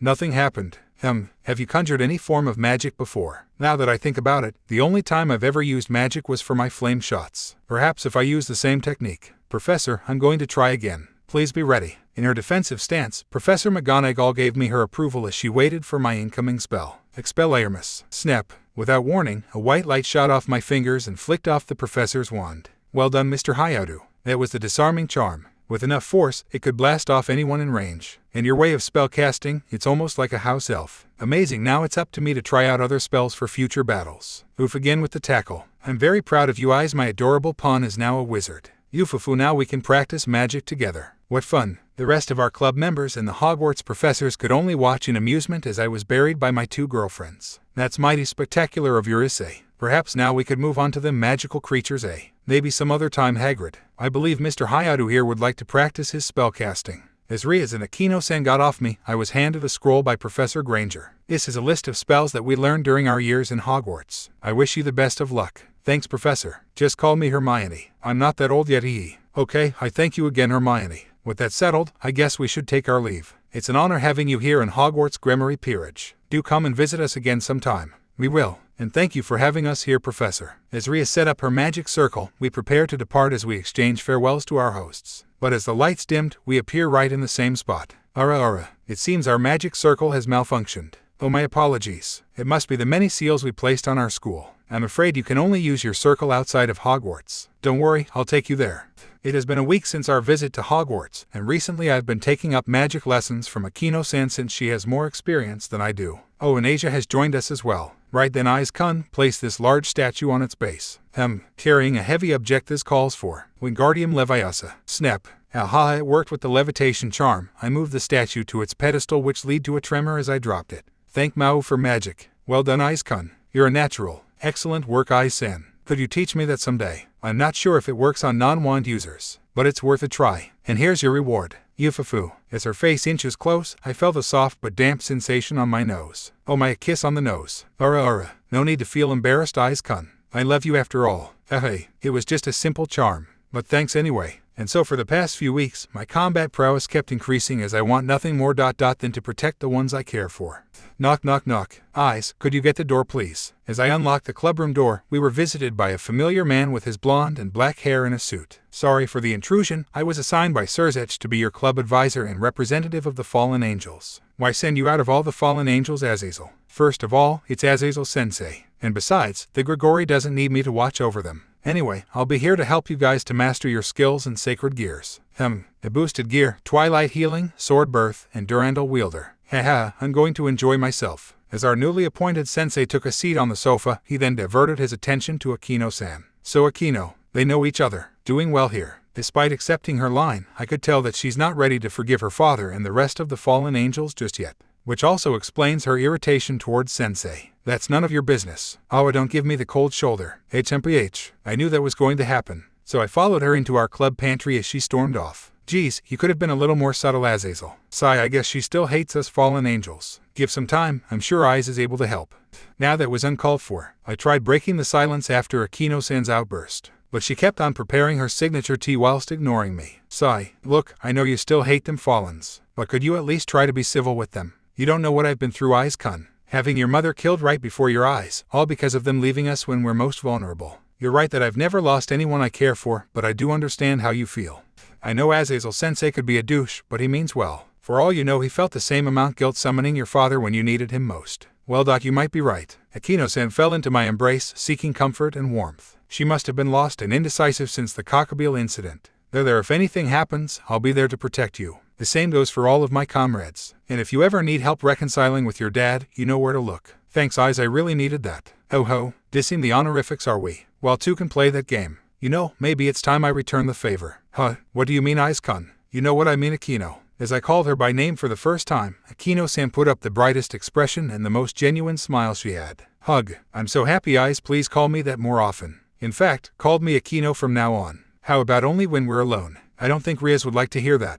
Yufufu, but that's where the fun is, Issei. Don't you think it's exciting to see Rias squirm in jealousy? What's with that look, Akeno-san? Is this her rumored S-mode? I don't think we show. We should what? Be careful what you say, Issei. That voice dot from the corner of my eye, my crimson-haired lover is there. It's not what you think, Rias. I was just comforting Akeno-san. You did more than that, Issei-kun. Not helping Akeno-san. A pee-wee slack grow of MWICH weak, Rias. It H-words. I was wondering what took you two so long. I won't tolerate affairs in my peerage. Let's go. We need to send of Azazel. Finally, I'm free from the grip of pain.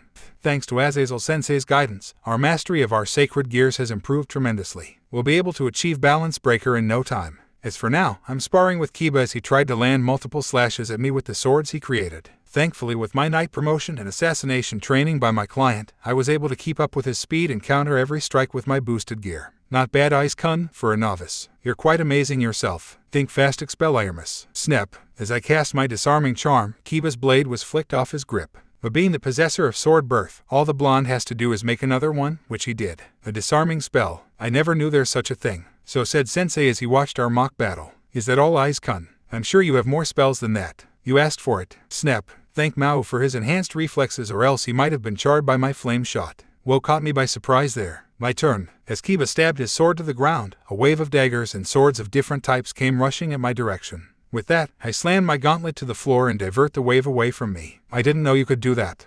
The dragon's right. Kiba, focus all your emotions on your blade. Try to imagine a sword so powerful that it could cut through anything. Taking in Sensei's advice, Kiba kept his eyes shut and dug deep into his heart. Soon after, a blinding light was emitted from Kiba's sword as it morphed into a much larger blade. Upon closer inspection, the blade seems to have holy engraftments and a hue of dark red lining along the side. Congratulations, my boy. That's your Balance Breaker, the holy demonic sword of Betrayer. Awesome, it has both holy and demonic powers. A 2-in-1. For a massive sword, it's rather light. Now that you've obtained it, try defeating Issei with it. Yeah, I could die from that thing, you know. Well, it's part of your training, isn't it? You're horrible, Sensei. I think I understand Akeno-san's hatred for your kind now. Don't worry, Issei-kun, I'll go easy on you. Think fast. Zoom. Oh crap, Expelliarmus. Snap.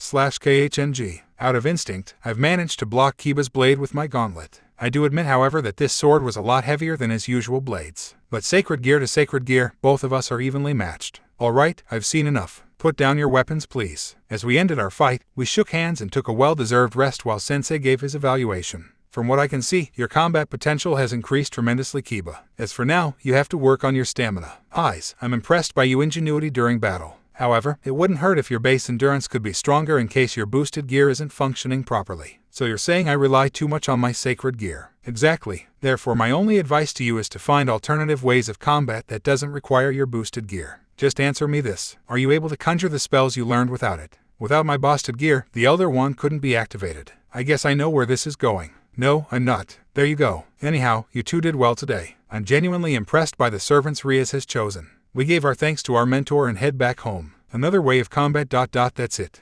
Most of the time, my job as a devil is to accompany Nagisa-kun at his place. Sometimes he'll teach me some of his assassination skills, which is why I've decided to ask him about the latter. Assassination is a backup skill. Isn't your gauntlet enough for the job? That's true, but you'll never know when my boosted jeep might go haywire. So what do you say, Nagisa-kun? Will you teach me more? The Bluenet thought hard as he reconsiders my request. Tell you what, I'll teach you everything I know about assassination. but in return, your services will be free of charge. Or to put it another way, I'll pay you in battle experience. Do we have a deal? Deal. Thank you so much, Nagisa-kun. Well, if it's alright with you, we can drop the honorifics, since we've become classmates and friends. Got it, Nagisa. With that, my training as an assassin began at this hour. It was close to midnight. After a long day in school and at Nagisa's place, my duty as Ria's servant is completed for the day. Open. Ka-san, Tu-san, I'm home. Welcome back, eyes dear. How's class? The usual. We have a new teacher, by the way. Oh yes, Rias told us about him. He's also some fallen angel leader, yes. Yeah, he's cool. Are Rias and Akeno-san back yet? At the mere mention of their names, both of my parents gave me a sly grin along with hints of red on their cheeks. Perhaps you should find that out yourself. They're upstairs, and they're waiting for you. And I wonder what's it about. I bet you're right, Dreg. Open. Welcome home, eyes. Nice to see you, eyes-kun. Do you like what you see?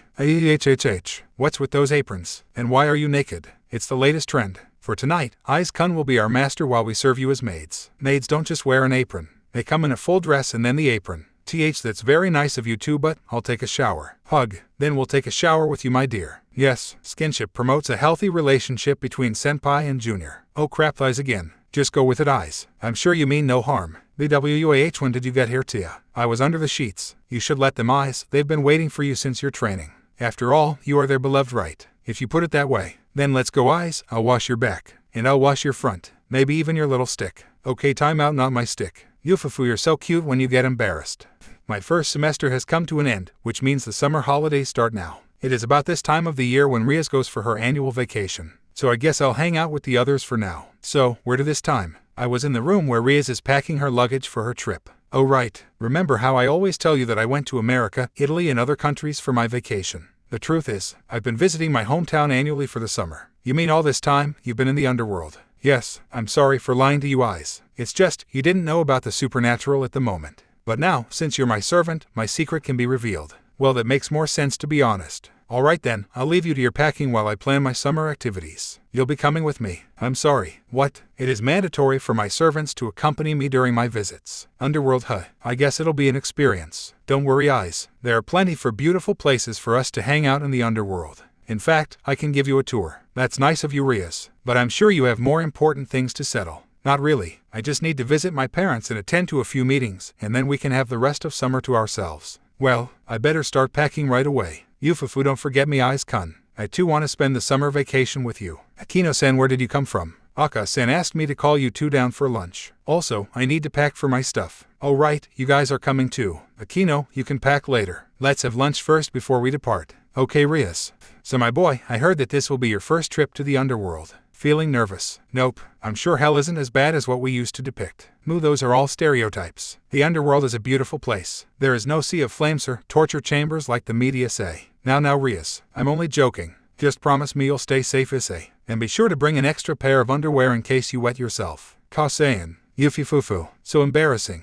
We're now waiting for our ride under the shopping center that we usually buy our groceries. Who knew that this place is also the gateway to hell? We managed to meet up with the rest of the club members who had their suitcases with them. Yo, Kiba. Hey there, eyes-kun. So, you're following us this time? I guess so. Huh, where's Arena? She said she'll sit this one out since this will be an official devil trip. I see. So I guess it's just us then. We're all dressed in our school uniforms since Rias asserted that we look presentable in front of her parents. But it'll be only for day one. After that, we're free to change back to our casual wear. Oh, the train is here. So far, nothing out of the ordinary. It's just a regular subway. This train will pass through a tunnel which will lead us to the underworld. Sure enough, we've entered the tunnel which seems unending. Just how long is it? Meanwhile, we spend the journey chatting and playing several rounds of Monopoly since it'll take us another 3 hours to exit the tunnel. It was then the intercarriage doors opened to introduce some familiar faces. Greetings, Rias and Occult Research Club. I see that you're enjoying yourselves so far. Same to you, Sona. Feeling bored in the Citri carriage? Yeah, you don't mind if we join you, right? Not at all, the more the merrier. Okay, my servants. Feel free to mingle around. Oh, Eyes-kun is here as well. Hello, Kaichu. How have you been? Fine, thanks. But I've never got the chance to apologize to you for rejecting your offer to join us. I'm sorry. It's all right. Rias told me the whole story. Asaji, so you're a devil too? Yep, I heard you're a fellow pawn like me. That battle with Kakabil, you were badass. Thanks, but I'm sure you're quite strong yourself. Nay, all I have is an absorption line. It's nothing compared to your boosted gear. Don't worry, Saji. We'll make you a worthy member of the Citri peerage after some intensive training in the underworld. Training? Well, of course. We're not on vacation here, you know. But what about your parents? I thought we're visiting them. Yes, we will. After that, I'll introduce you to your mentor. I won't have my servants slacking around. Finally admitting defeat, Saji fell to depression. Yes, Kaichu. Jin-chan, hang on. Poor Saji. Perhaps Kaichu should give him a break every once in a while. Kaichu then went to Akeno-san's side, leaving myself with Rias. Yufufu. That's Sona. She may be strict and serious, but deep down, all she wants is what's best for her peerage. I guess. So no training for us. That seems a bit unfair. To be honest, I was thinking of giving ourselves some intensive training. But after our victory with Cockabeel, I started to think that maybe we're strong enough. I have to disagree with you. Rias jolted at my unexpected reply. What do you mean, Eyes? We've just defeated a fallen angel commander. Doesn't that prove we're strong enough to face any future threats? You got slapped by that crow, and I almost died from exhaustion from that battle. That's enough reason for us to resume our training so we won't get hurt again. Well, if you put it that way. Look, I know it may take away some of our vacation time. But please understand that there won't be any vacation time if we're unable to defend ourselves or protect the ones we love. So what do you say? Sigh. Alright then. You want your training? You got it. I love you, Rias. I love you too. My eyes. Rias. Eyes. Ding. Oh man, why does the conductor need to interrupt us?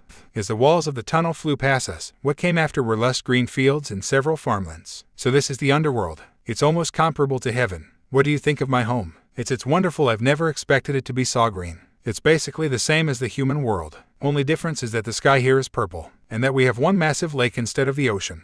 This is our stop. Until we meet again, Rias. Have a nice trip, Sona. After the student council left, the train continued its journey to our destination. Eyes, look outside. From the window, I could see many large fields and towns full of devils living their life to the fullest. There are also many medium to large-sized mansions as we ventured further into the city. This is Gremory territory. My family ruled this part of the underworld. Wow, so this is the power of a high-class devil. Not only a high-class devil, Oni-sama is also one of the 4 great Mao, so he's like a king to the people of the underworld, which makes you the princess. Blush, I guess you can say that.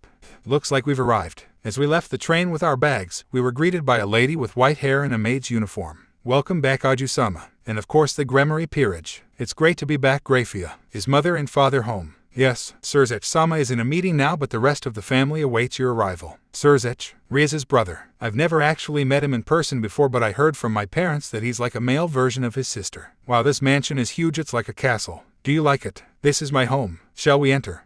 This place only reminds me of Hogwarts. Just how rich is the Gremory family? Aunt Rias, welcome home. Ah, Milika's dear. How are you? I'm fine. Oh, you have new members. Milika's dear. Is that how you behave when we have guests? I'm sorry, mother. Forgive my rudeness. Aunt Rias, this boy must be her nephew, which makes Grafia-san. Surzech's wife. I am Milika's Gremory. Pleased to meet you, Gremory peerage. Such a polite boy. On cue, we each introduced ourselves to the son of Mao. After that, Milika's excused himself and ran towards a corridor to the left, which we followed him. Aunt Rias is back, Aunt Rias is back. The corridor seems to lead us to a dining room, since we can see a large table in the middle of the room. It almost seems medieval somehow. Milika's dear, what did I say about screaming in the castle? Welcome back, Rias. Hello, mother. How are you? In front of us is another lady, who's a splitting image of Rias. The only difference is her hair and eye color, which are brown and purple respectively. So she's Rias's mom. I'm doing well, thank you. Well, you have new members in your peerage. Yes, mother. My servants, please introduce yourselves. Zenobia, Knight of Rias Butchu. It's an honor to meet you. Asia Argento, Bishop of Butchu-san.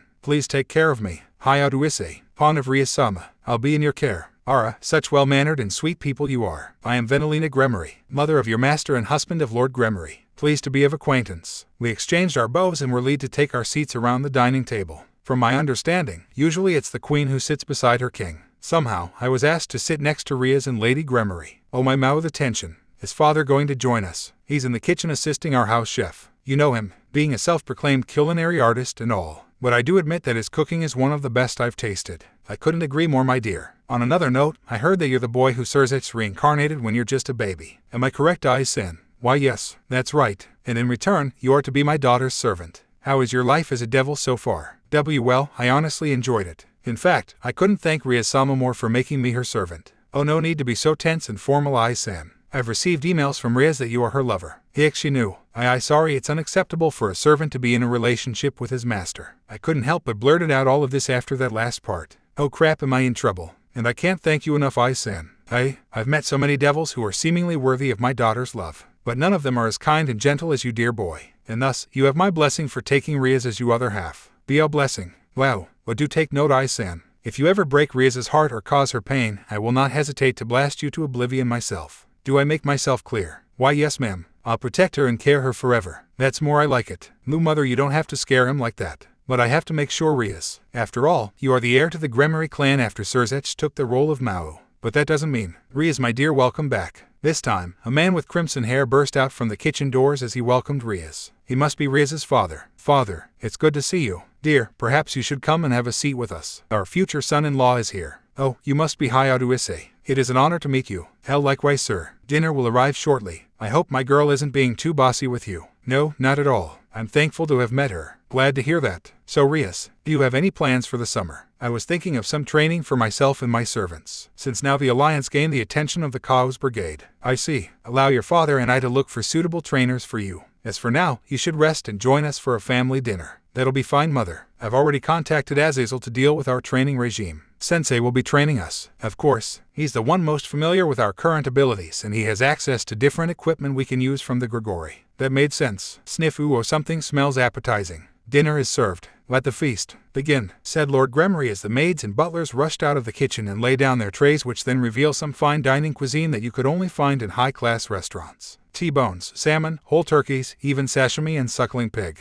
It's almost like a full-course menu. Don't be shy, please, help yourselves. There are so many dishes to choose from. Which should I start first? The chicken? Perhaps the miso soup? From my seat, I can see that Rias and her family were quietly enjoying their meals with grace. The same could be said for Akeno-san, Kiba, and Koneko-chan. Damn, they must have been to dining etiquette lessons or something. Unfortunately for myself, I was lost due to the insane number of cutlery prepared around my plate, which I have no idea what they're for. Thankfully, I wasn't alone. Clank. Sorry. Duo. Which one is for soup? I guess members of the church also had simple meals compared to what we're having now. KH.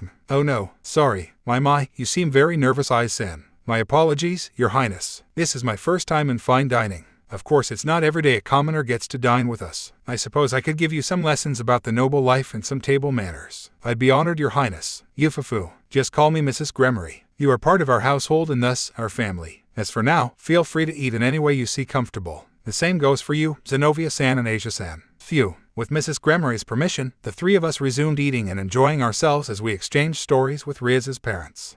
It was close to midnight after our diner. Now I'm in an open bath which is divided into a male and female side. As Kiba and I entered the bath, we met our sensei just lounging by the side with bottles of sake by his side. Yo eyes, Kiba, glad that you've made it. Sensei, how long have you been in the underworld? Yeah, and what's with the booze? Is that how you greet your teacher? Sai, I've received Rias's request on training you guys, so I made my way here. Lord Gremory is supposed to expect my arrival tomorrow, so I'd appreciate if you two keep your mouth shut regarding my early presence. SWEAATT. Anyhow, just sit back and relax while you can. You're going to need all the strength you have for tomorrow's program. Hi. It was then Sensei urged me to sit beside him as if he wanted to tell me something important. Okay, eyes, my boy, just tell me this man to man. Yes, Sensei. Have you touched Rias's BRSD yet? What the hell? Why would you ask me that? So you did. Well, not directly.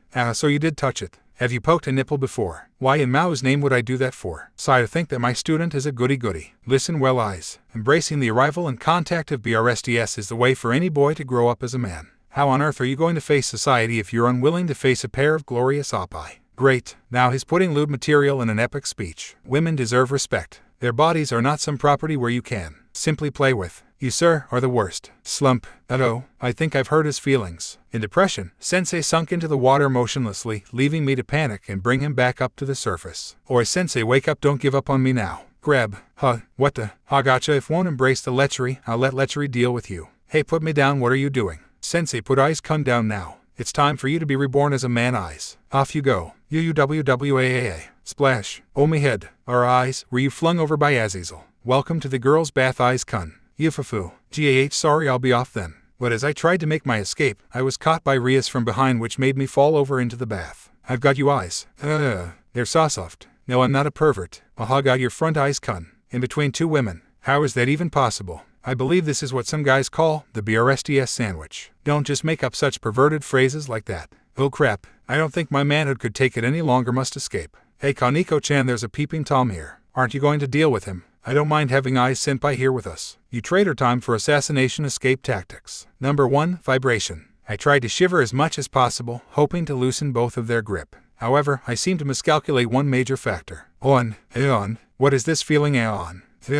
My BRSDS feels kinda hot. They're aroused by it. Maybe vibration on their BRSTS isn't a good idea. Number 2. Limping fish. I let all my tension go and feign unconsciousness. This seemed to work at first until, gasp, eyes, hang in there. Don't pass out now. CHUP. Obviously their next move would be CPR. Gasp. Okay, thanks for the breather. I'll be off now. Grab. Oh no you don't. You're staying with us. Number 3. Self-sacrifice. As my last resort, I grabbed onto both Rias's and Akeno-san's, hoping to get my pressure up. Kayo. Aeon. And sure enough, a fountain of crimson fluid spurts out of my nose, dyeing the bath in a pool of red. Unfortunately, this comes at a price. Eyes, not again. Koneko-chan, help us carry him to bed. My consciousness faded soon after.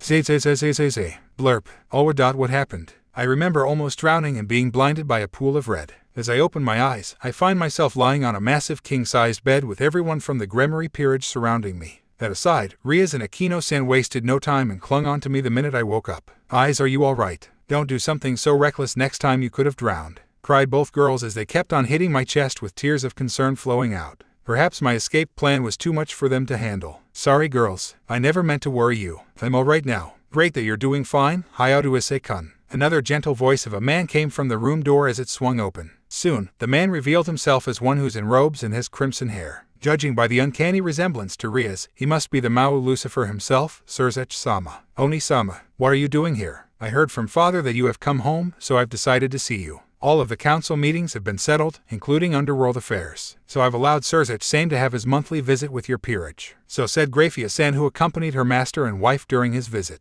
Grafia told me you have found some new servants. It's an honor to finally meet you all in person. Mao-sama, give us a bow which we return as well. Surzech-sama then laid eyes on me with a serious expression. You there? Why, yes, sir. I want your honest opinion, no matter how brutal it is, declared Surzech-sama as he pointed at me while I was stuttering like crazy. Are you satisfied with your life as Rias's servant? That was an unexpected question. Then again, it was him who reincarnated me into a devil the moment I left Ka-san's womb and entered into reality. With my answer ready, I got out of my bed and gave Mao-sama the most suitable reply I could think of. Yes, I am, sir. In fact, I couldn't thank you and her enough for my existence in this world. Please accept this humble servant's gratitude. I dropped to my knees and kneeled to Surzech-sama while slamming my forehead against the floor. I read from books that this is how people show their utmost and sincere gratitude in feudal Japan. Of course, much to the shock of everyone, Rias then picked me up and hugged me tight so I would stop my painful display. Eyes, you dummy, look at you, you're bleeding again. Eyes-kun, me letting you live is because I've seen too many sufferings and sadness in this world. Thus, I couldn't stand and watch as your mother cried in sorrow when the doctor told your parents about the bad news. It's true that I was initially asked to retrieve the Red Dragon Emperor to the Alliance once we discovered its current possessor. However, the mere thought of your father losing either one of you really pains me. And so, you made me Rias's servant. Exactly. I figured that Rias could use a few friends to keep her cheerful and kind. Which is how you met her when she first started kindergarten. Oni-sama. Moo. However, your highness, if I may ask, why wasn't told about the whole devil thing until a few months ago instead of the moment I could understand words? To be honest, Eyes-kun, when I gave your parents that offer, they were indeed very skeptical. And so, I told them that you'll have a normal human life until we think the time is right for you to find out. And we thought that age 17 is the perfect time for the reveal. That makes more sense. At the end of the day, I'm glad that you've enjoyed your life as a devil and a part of our family. Also, it is I who should be thanking you for defending the peace of this world from the Chaos Brigade. Please assist my sister and keep her happy. She may be stubborn and spoiled sometimes, but she's still an important person in my life. Your wish is my command, your highness. I swear loyalty to Rias-sama and to the Alliance even after death. Eyes. Oh, no need to be so formal, Eyes-kun. I know that you two are in a relationship. So is Akeno-chan as well, I heard. Akeno-san began to blush at Surzech-sama's comment. In fact, call me Big Bro. Me Eyes-kun. Call me Ain-chan. Smack. Without warning, Mao-sama was then slapped by a displeased Grafia-san on the head. Oh, that hurt Grafia. One thing at a time, Surzech-sama. Please know your place. Sweat. So the great Surzech Lucifer, king of the devils and ruler of the underworld, is just a big softy to his wife. The underworld is indeed a weird and hysterical place. Oh right, before I've forgotten, Azazel has arranged your training programs for you all. Please do show up early tomorrow at the Gremory Fields. I'll take my leave for now. As Surzech-sama and Grafia-san teleported away from the room, every one of us went back to our own rooms to rest for the night. Well, almost everyone. Do you really have to sleep naked, Rias? It's somehow a habit of mine. Anyway, don't mind me. This girl, not a single sense of decency. Then again, this other girl is not better. Ara, I can't sleep if Eyes-kun isn't hugging me. Nee, please hold me tight. Following in her best friend's footsteps, Akeno-san also striped down to her birthday suit and clung onto me as I occupied the middle of the bed with both one-samas hugging one of my arms. Finally giving in, I allowed them to enjoy the comfort of my presence as we doze off to dreamland.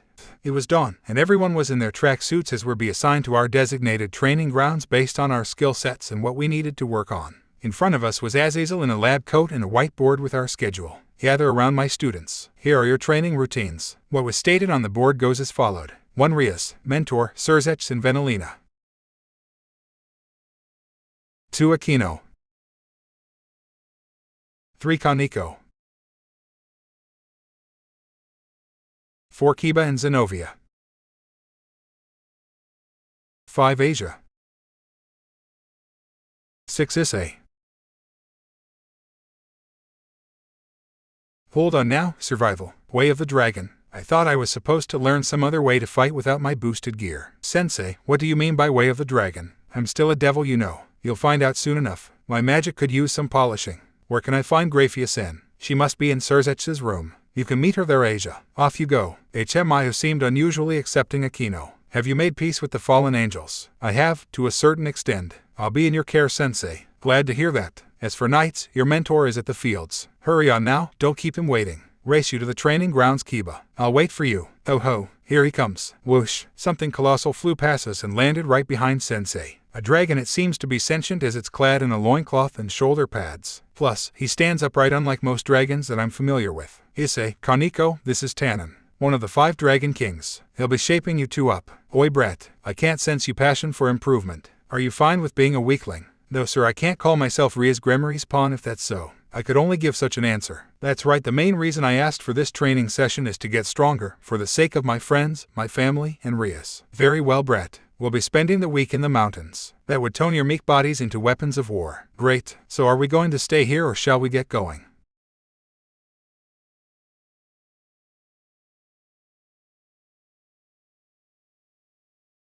As the both of us get on Tan and Asen, I wave goodbye to my remaining comrades as we blasted off to our destination. So Asen, are you like the only dragon here in the underworld? Not really. The mountains that we'll be training on is home to dragon refugees from the human world. And as a dragon king, it's my duty to look after them and make sure they don't cause any ruckus in the underworld. I see, that's very kind of you, Asen. Isn't he, Koneko-chan? My Kuai seems to be extra quiet ever since we first arrived in the underworld. I wonder what's on her mind. Are you okay? I'm fine, Issei-senpai. Look, if there's anything you'd like to share with me, go ahead. I'd be more than happy to help. You're a kind person, senpai. But there's nothing wrong with me. I promise. I've decided to let it slide for now. Perhaps this session would reveal what's truly bothering Koneko-chan. Here we are. As we finally landed, Tan and Asen fired some flame shots at us without warning. Hey, what the hell? You can start with some 3-hour running around the hills while dodging my attacks. Run now. And another flame shot was fired at our direction. With that, our reflexes kicked in and we began our strenuous workout. To say that Asen's attacks were dangerous is an understatement. They were destructive. I have to admit, thought that escaping death by a charging dragon wasn't a walk in the park. However, as time passes by, my body seems to loosen up and thus, I was able to recognize my surroundings a little better. Koneko-chan did well too. I suppose all that battle experience did give her a certain advantage. Excellent. Your agility and stamina has risen. We'll take a break for now, and then it's sparring time. Asen then flew away to his spot, leaving us to catch our breath and take some time off. All that Parker helped build up my leg muscles as well as my grip strength. As for Koneko-chan, she had that look when we're flying. As her senpai, I've decided to get to the bottom of this. You doing all right? Yeah, I'm just tired, that's all. That's not what I meant. Koneko-chan then slumped and leaned against my shoulder. Senpai, how did you deal with it? Deal with what? You used to be the weakest member of Butchu's peerage. And yet, you don't seem to be bothered by it at all. How did you do that? Aren't you upset that you're not on par with everyone else? To be honest, I was a little initially. But that's why I train. To get stronger, so I can protect every one of you. I then turned my attention to the scenery. But you know what? Being weak doesn't make you a useless member of the group. It just means you haven't found your potential. See, can I tell you a secret? So far only the original members of the Orc know about this. Well, of course, your secret will be safe with me. I am actually a Nekomata, a cat yokai. Oh ho? Why didn't you tell me before? Because I'm a disgrace to all Nekomata kind. Koneko-chan then hugged her legs in sadness. Is she like Akeno-san? Does she hate her line as well? Nekomatas are able to use a technique called senjutsu. Thus, we are able to control the flow of a person's kai. However, sniff, I think I know where this is going. Hug, senpai, you don't have to tell me anymore. I understand. Sniff. But how can I call myself Butchu's rook if I sniff? Can't use senjutsu. Sniff. Apart from my strength, I'm completely useless. It'll be alright, Koneko-chan. We'll figure something out. They're there. Sniff. What am I going to do? Sniff. I want to be a reliable rook to Butchu. And the rest of you. Maybe Tananasan knows something about senjutsu. We could ask him. Ask me what? Said the dragon who landed behind us. Now hold on for a moment, Asen. Before you blast us off, do you happen to know anything about senjutsu? Well, we dragons are unfamiliar with it, but I know someone who does. Why do you ask, brat? First of all, my name is Issei, enough with the brat stuff. Secondly, Koneko-chan here is a nekomata who somehow couldn't perform senjutsu. We're hoping you might know someone to teach her. I see, for starters, there's only one being who is capable of teaching senjutsu. Unfortunately, she's part of Azazel's elite squad, so she may not have any free time for you. Sensei's elite squad. Is there even such a group? So you're saying Azazel Sensei has someone who could teach me senjutsu? That's the theory. If you want, I can give you a ride to Azazel. I heard he's at the courtyard with one of your friends. Oh right, he's training Akeno-san. Perhaps a surprise visit wouldn't hurt. Alright then, take us to Sensei. It seems that a battle has occurred here. These thunderstorms aren't natural. Look down there. From the top, we could see Sensei and Akeno-san in a sparring match where light spears and thunder were exchanged. Unfortunately for us, most of Akeno-san's attacks resulted in unpredictable thunderstorms, which made flying this much more chaotic for Asen. Hang on tight, we're going to crash. As a safety measure, we went for an emergency landing, which ended up slamming into Sensei as he was in the way. Crash. Oh, why the hell is Tannen here? Sorry, Sensei, we had to escape the storm you two created. Eyes-kun. Hug. Akeno-san literally lit up as she tackled me to the floor. Hey there, Akeno-san. How's your training? Much more livelier now that you're here. Actually, Azazel Sensei, Tannen-sama said there's someone in your elite squad who could teach me senjutsu. Where can I find her? Oh, you must be referring to Kuroka. Yep, she must be with Volley right now. I've assigned them to patrol the city. Why did you ask? Koneko-chan, however, remained silent. Her eyes were wide open, as if she's seen a ghost. Koneko-chan, snap out of it. This is troublesome. What is it, Akeno-san? I assume she told you that she's a nekomata, yes? Yeah, well, this Kuroka here is her sister. You have a sister? No, I don't. She left me to rot after she found out I couldn't use senjutsu. Oh, another family problem. I could relate to her. I too hated my father for leaving me and mother when the villagers arrived. Akeno-san puts on a displeased expression as she recalled the death of her mother. I'd like to help her reconcile with Barakeel-san, but Koneko-chan's situation is the main issue here. So what are you going to do? I don't know. Wait, Koneko-chan. Our rook just ran off as she let out tears of anguish. I wanted to chase after her, but Akeno-san grabbed onto my shoulder, saying otherwise. Let her be, Eyes-kun. She needs some time alone. But it'll be fine. She's just confused. That's all. Sigh. Koneko-chan, I'll give you all the time you need. But if I've decided, you know where to go.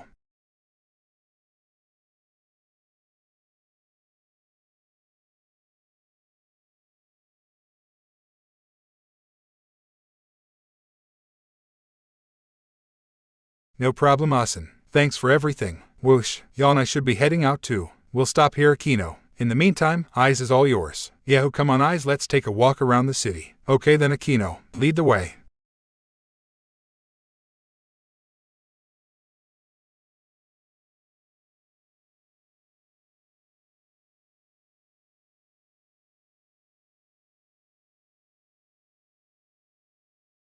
Is this town called Lilith always this lively? Not really. Usually the people of the underworld get on with their daily lives as always. However, the townsfolk are just excited for Rias' return from the human world. Oh, so she's like a celebrity here. While being the sister of one of the Yondai Mao, yes. Wow, even down here my beloved is famous. It's no wonder she'd gotten used to the unwanted attention of us students of Kyo Academy. And if I remember correctly, Rias even has her own magazine article series, Princess Rias' Special if I'm not mistaken. Just how popular is this woman? Is this why she wanted to live in Japan? To escape all this unneeded paparazzi? Perhaps it won't matter anyway, since Rias' idol Aura will accompany her wherever she goes. So Akeno, you've been friends with Rias since forever. Akeno-san turned her gaze towards the sky as if recalling the past. It happened when I ran away from home after my mother was killed. Oh crap, that again. Maybe I shouldn't have asked her. But she resumed nonetheless. I was wandering in the woods for shelter since it was raining at the moment. I remembered seeking refuge in a small, abandoned hut just beside our clan tree that we use for offerings. Because of my drenched clothes, my body temperature began to drop.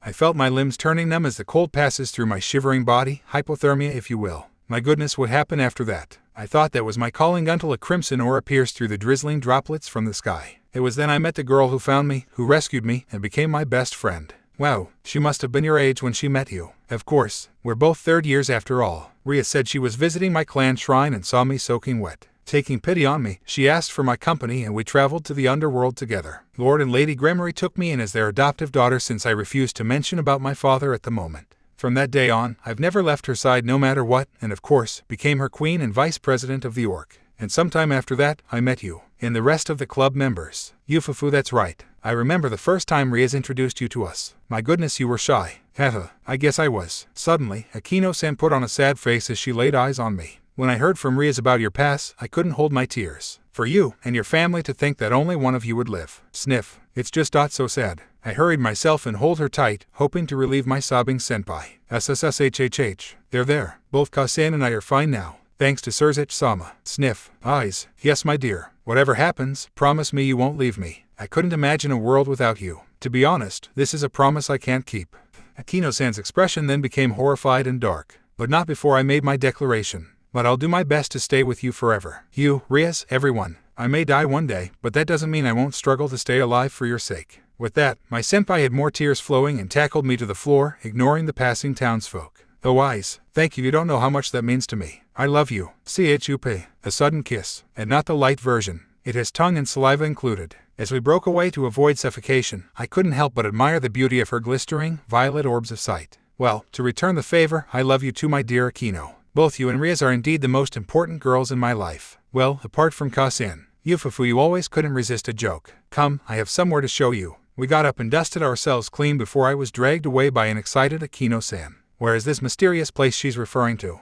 Here we are. We arrived at what seems to be a huge lake dominated by lilies and other aquatic plants. I guess this is some sort of recreational park for devils. We found a spot by a massive tree just inches away from the lake. Although there are other devils in the park, we're satisfied with the secluded scenery and lay down on the soft grass. Rias and I used to talk about our life here. We often exchange our thoughts of our futures and our possible love lives. Who would have thought we both share the same man? Yufufu. Yeah, life works in mysterious ways. To think that my friendship with Rias isn't due to fate. Yet it somehow works. Ara, you mean you weren't satisfied with your life before joining us? Well, I don't hate it, but I always thought my purpose is much bigger than just a regular teenager. Well, I guess if our life was one big anime, I would be the MC. Yufufu, and I'll be your romantic partner. Sorry, but that title belongs to Rias. Moo. Mood killer. With a cute pout, Akeno-san started to playfully hit my chest at my disagreement. Oh, okay, I was kidding. You'd be one of my gals. That's better. I'm glad that's settled. I won't want our day to end with a displeased Akeno-san. Sigh. I guess I should just shut up and enjoy this calm and quiet moment before. RRIIINNNGGG. What was that? Ara, sorry eyes, I need to answer this. Hello, said my senpai as she picked her call. What? Okay, we'll be right there. What happened?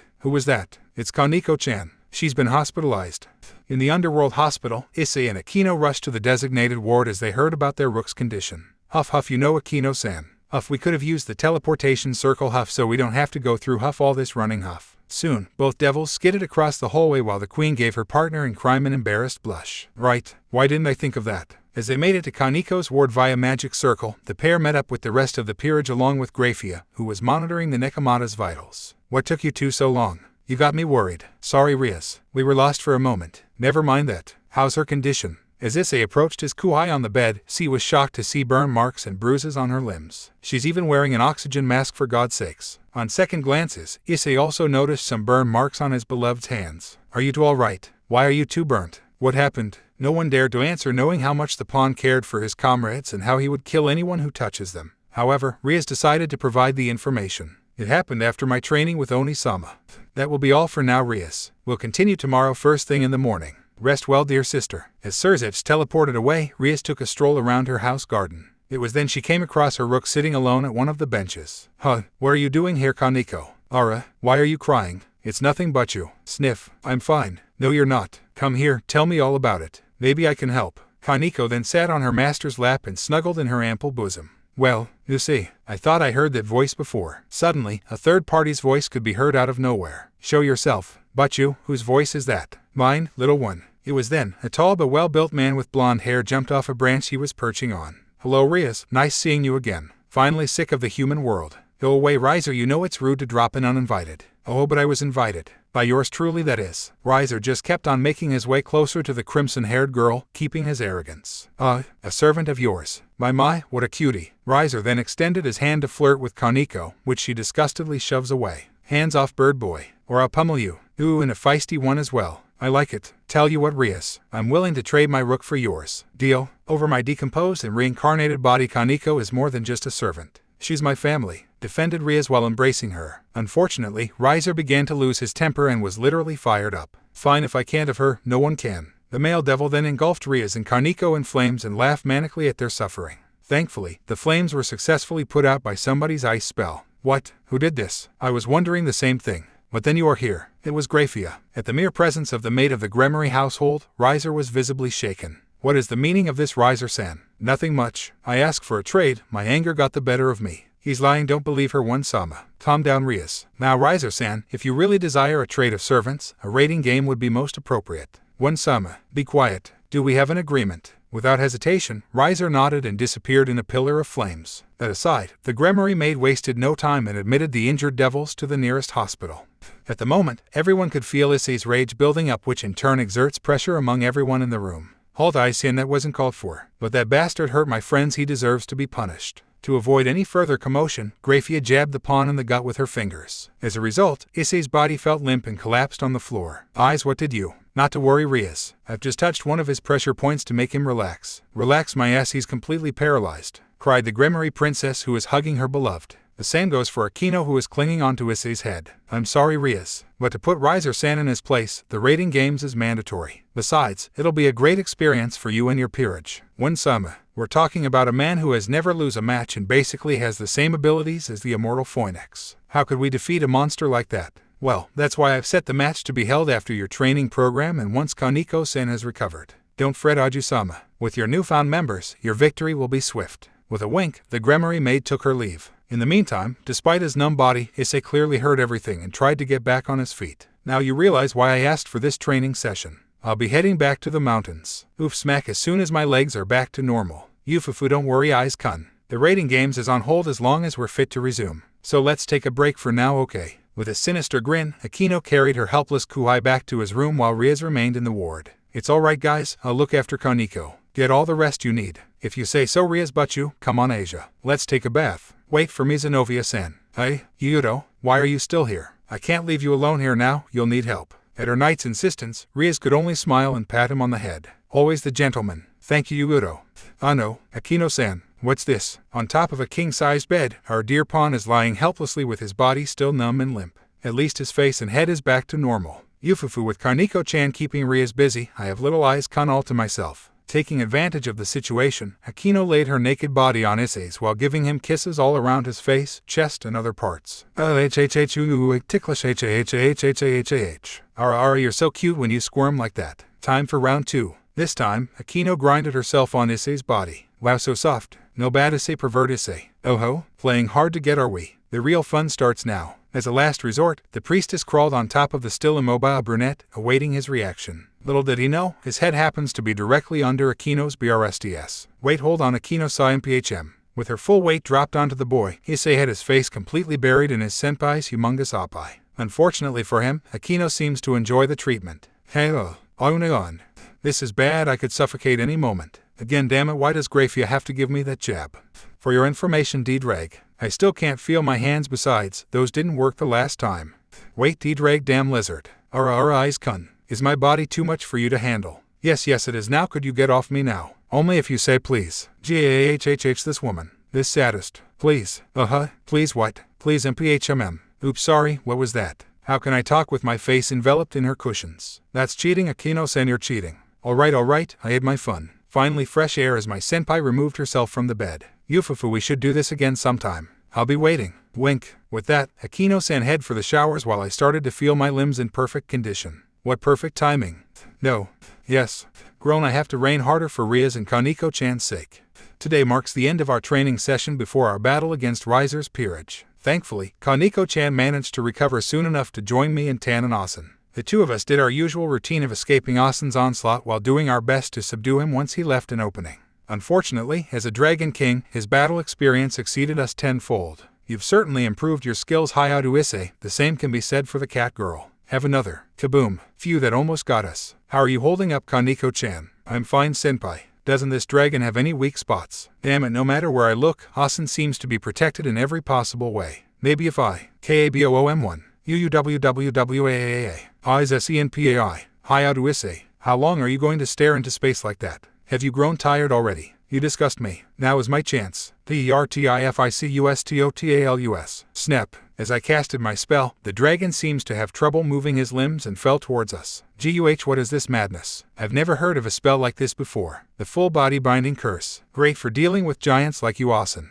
Kyukikuku, well, I tip my head to you, boy. You two have completed your training. We did it, senpai. The two of us exchanged a high five as we celebrated our victory against our assailant. Now if you don't mind, release me this instant. Sorry, my bad. What's the release spell again? You brat. Thankfully for us, the spell's effects were temporary and we got a ride back to Rias's mansion on Asen's back. Thanks for everything, Asen. Hope to see you again someday. Indeed. Until we meet again, Hayatu Issei and Tauju Koneko. Best of luck in your raiding game. Off he goes. Now where can we find the others? Eyes. OOF, speak of the devil. Hey Rias, are you done as well? Yes. Everyone is resting in the common room for now. You and Koneko are the last to arrive. I see. YAAWWWNNN, so how does the match work? Do we go somewhere or? I'll explain everything to you tonight. As for now, let's meet up with the others so we can plan our strategy. As you wish, my love. Morning. We the Grimoire peerage gathered in the common room as agreed to begin our match. According to Rias, all raiding games are done in a separate dimension to avoid any unwanted damage to the public. Also, each battle arena will be a replica of a certain existing location for aesthetic's sake. Just one question, Rias. Why are we in our school uniforms? I don't think they are suitable for combat. Why not? He represents the occult research club that binds us all together in the first place. Sigh. For her to have that reason. As we're transported to the arena, we arrived at a very familiar place. Victorian-style interior, lighted candles, a sofa. Rias, are we having our match in? SSSH, the announcement is coming. As Grafia-san ended her announcement, Rias wasted no time to roll out a floor plan of our school. The student council office, That's like at the far end of the academy. Right, we'll stick you our plan from last night. Yudo and Zenovia, you two take the gym and take out any piece you come across. Remember your training and stay safe. Understood. Let's go, Zenovia. Right behind you. Akeno, you'll patrol the skies and look out for Riser's queen Ubaluna. Try to keep her away from our base. Hi Butchu. Asia, you'll stay here with me. I'll need your support in case of a surprise attack. Hi Butchu-san. Taniko, you and I's head for the school grounds. Stay in the shadows and avoid any direct confrontation whenever possible. When you are spotted, you may engage them in combat. And be ready to assist Akeno if the enemy queen approaches. Yes ma'am. Ready, senpai. Lead the way. With our orders given, we make our way to the positions assigned. We've managed to stay out of sight of Riser's pawns who are patrolling the classrooms as we went through the bushes. And from the bottom, we can see Akeno-san staying close to the clubroom in the air in case of an ambush. She's in her usual Miko attire. Shiver. What's wrong, Koneko-chan? I feel tinglets as if I can feel footsteps head on our direction. As I peered from the bushes, I can see 3 of the enemy's servants closing in on our hiding spot. So this is it, she has achieved it. Koneko-chan, I think you've done it, you can use Senjutsu. SSSH, not so loud, senpai. Well. Lai-nai, we've got company. Naya, we can sense them. I guess we have no choice. Oh, quit pinching me, Kaneko-sama, your senpai is sorry. Senpai, I'll handle the cat twins, you'll deal with that China doll. And GH, who are you calling a China doll midget? Lai-nai, take the mini one out. Naya, leave it to us, Naya. A cat fight occurred. Meanwhile, thanks to that Parker exercises by Tan and Asen, I was able to dodge every blow this Chun-Lai copycat is throwing at me. And why wouldn't I? Because her feet are in flame mode. Hold still, brat. They're Chun-Lai. Don't be hasty. It's Zulan and I'll make you remember my name with this kick. Ara, she's doing cartwheels now. I'd like to prolong our fight, but I got a score to settle with you, master. Stupefy. Snap. With the stunning spell casted, I blasted Zulan away towards a nearby tree which knocked her unconscious. Senpai, a little help here. Leave it to me. Bucking Bronco. Snap. This time, I released a wave of energy which somehow sounds like a whining horse. Senpai, put me down. This is my new spell, Bucking Bronco. It sends a wave that blasts anyone into the air. The only problem is that anyone caught in the wave will levitate, even allies. Sorry, Konoko-chan. But as for you two, Incendio. Snap. Both cat girls burst into flames as I casted the ignition spell. Soon after, the both of them disappear into light particles. Retired. What happened? I didn't mean to kill them. Kaneko-chan tugged onto my sleeve with an assuring smile. They're fine, senpai. Anybody who is unable to continue is transported to the medical bay. Oh, thank Mao. I still have a rook there waiting to be retired. Care to do the honors? As you wish. Without hesitation, Kaneko-chan gave the China doll a strong punch to the face which made her somewhat uncomfortable. I can't breathe. I've blocked a Kai that is circulating in your system. That was for calling me a midget. 3 down, 13 more to go. Hey, I guess our knights have done their job. Kaboom. That came from the gym. Oh no, Yuito-senpai, Zenovia-senpai. Kiba and Zenovia, gone. Who could have done that? Rias. Roger that, Butchu. Let's go, senpai. We rushed to the gym and that's when we came across a middle-aged woman in robes wielding a staff. She must be a witch when Riser revived her. I guess not all of the Grimoire servants are inside. How do you do? I am Ubaluna. Yeah, I heard of you before, Bomb Queen. The FFFTTTT. Grrrr, you all know how much I hated that name. Haha bum queen hahaha. Silence you brat. Kaboom. Hi senpai. Oh, that's what you get for making fun of me. Bzzz crackle crackle. Oh, so you've finally shown up, priestess of thunder. You've defeated Eyes, my dear Eyes.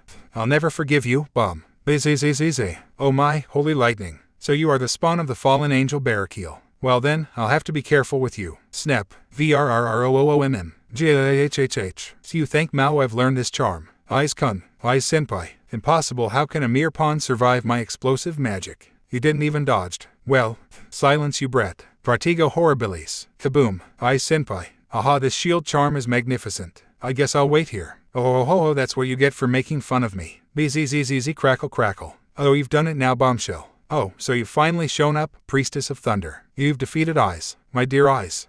I'll never forgive you, bum. Bzzz. Oh my, holy lightning. So you are the spawn of the fallen angel Barrakiel. Well then, I'll have to be careful with you. That's my cue. Incendio duo. Snap. VRROOOMM. You brat, how cowardly of you two. You talk too much. Incendio. Snap. With another click of my fingers, the bomb queen was relentlessly charred and scorched by my ignition spell. Even her robes began to fall apart. Give up, Yubaluna, you're no match for Eyes-kun. Oh ho, I wouldn't be so sure. From her cleavage, she took out a tiny bottle that resembles. Gasp. Akeno-san, give her the killing blow on my mark Expelliarmus. Snap. GAH, my tear. Now, Yufufu, this is for almost retiring my precious beloved. BYE. Bzzzzzt. Yeah, that's right. Boom. Huh, what was that? Don't go, Rias, stay where you are. We'll get her back. I took a few minutes to think of the possible outcomes. If she comes with us, she'll be vulnerable to ambushes. But if she didn't, Asia might think that Rias doesn't care for her. So I guess, Sai, I'm sending Akeno-san to escort you. Koneko-chan and I will meet you there. Stay safe, darling. Alright, you got that, Akeno-san. Anything for you, my Eyes-kun. Koneko-chan, let's grill some yakitori ass. I'll be in your care. Yosh, let's move out. Let's go, Rias, we need to rescue Asia-chan. Right, the two of us make our way to the new school building, which was defended by some of Riser's surviving peerage. The Gremory King, get her. Be gone. Gone. One by one, each of Riser's pawns were disintegrated by my waves of destruction. Thanks to Oni-sama's lessons, I'm now able to efficiently make use of my powers without wasting too much of my demonic energy. Rias, look. As I looked to my left, there stood Koneko waving at us. Koneko, what are you doing here? Where's Eyes? Eyes senpai asked me to go with you. He'll arrive shortly. Sigh. That boy. Always being reckless. Maybe he has some sort of plan. But you snap out of it, Asia senpai is in danger. Oh, sorry. Let's go. We finally made it to the roof where Riser was hanging on to my precious Asia by her neck. How dare he treat my cute servant like property. I knew you couldn't resist seeing a fellow Nakama in trouble. Surrender your rook now unless you'd like to watch her burn in agony. Release her, Riser, it's me you want. No, I want her, your midget cat girl. Ravel could use another playmate. Speaking of Ravel, I wonder where is she? Da focus, Rias. If you're going to fight me, you'll have to get through them first. With a snap of his fingers, the last of his servants jumped right in front of us as our final barrier to our goal. I'm guessing they must be a rook and knight piece. This area is Phoenix territory. The Gun Gremory Peerage. Akeno Koneko. Hi Butchu. As both of my servants took care of the others, I charged towards my opponent and delivered several strikes. However, that coward used Asia as a human shield which negated my efforts. HMPH, your love for your servants made you weak. Shut up, don't you dare lecture me about strength. My servants are powerful and unique in their own way. It's because of them that I could defeat opponents like you. VRRROOMM. KYAA. I was blasted by one of Riser's fireballs. Though I managed to dodge it, I think my leg got singed by the surrounding heat generated by it. Are you done yet? This is getting boring. Oops, my hand slipped. KYAA. Asia. Asia-chan. Asia SEMPAI. No, we're too late. I couldn't save her in time. Now, it's just you and me. RISSSSEERRRRR. I unleashed endless waves of destructive energy at the Yakitori, but it proved fruitless thanks to his regenerative abilities. Duh. Oh, you were out of juice. Let's end this. Run, bet you will hold him off. Feudal. Done. AARRRRGGGHHH.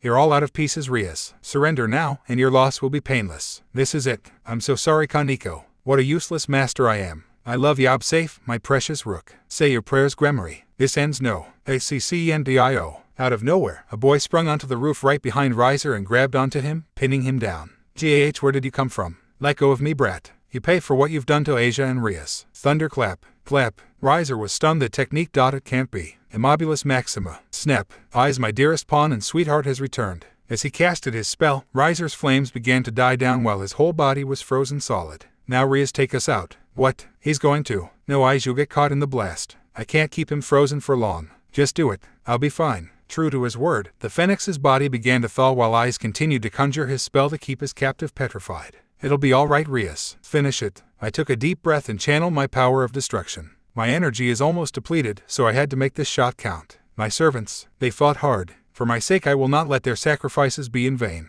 We did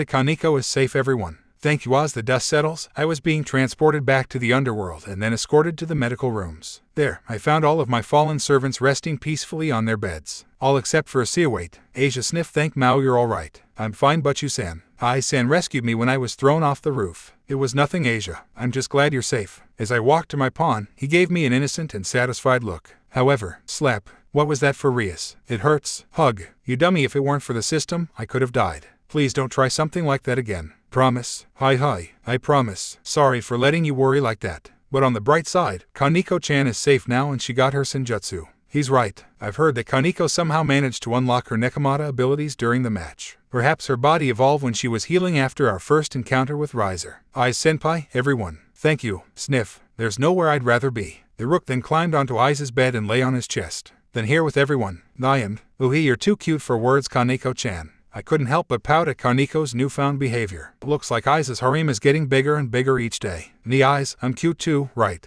Enter puppy dog Issei. Oh, you're adorable too, Rias. Yufufu, and what about me, Issei-kun? This one Chan can be cute as well. Akeno then scooted to Issei's side as she took after me. Sight number of rivals I have. How is everybody? Oh my, you seem very occupied, Issei-kun. Oni-sama, congratulations, Rias, on your first victory. And to you all too. This match has apparently killed two birds with a stone.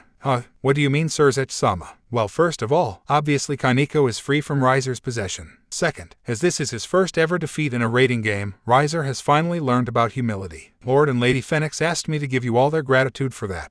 Just out of curiosity, Surzech-sama, will Riser be alright after the match? Hey, funny that you asked, Issei-kun. From what I heard, he has locked himself up in his room and refused to talk to anyone. I suppose it'll take a while before he could face anyone again after today.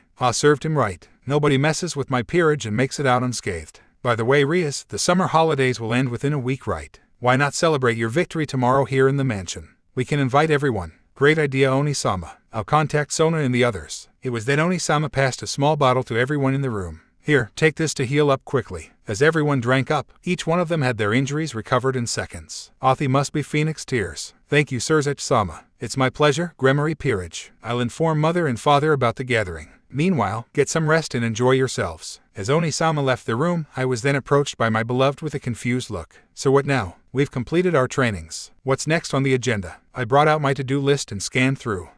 Nothing. I guess we finally have some free time to ourselves. I'm glad to hear that, because I'm beat. I'll be in the showers. Oh no, you don't. You'll be having a bath with us. Not this time, Rias. It's the men's bath for Hey Koneko-chan, put me down. Yufufu, I guess Koneko wants her senpai to join in as well. I want to have a bath with senpai. I'll wash your back. New it's to Javu. D-Drag, you traitor. See, even your dragon wants you with us. Come along, ladies. Wait, Kiba, save me.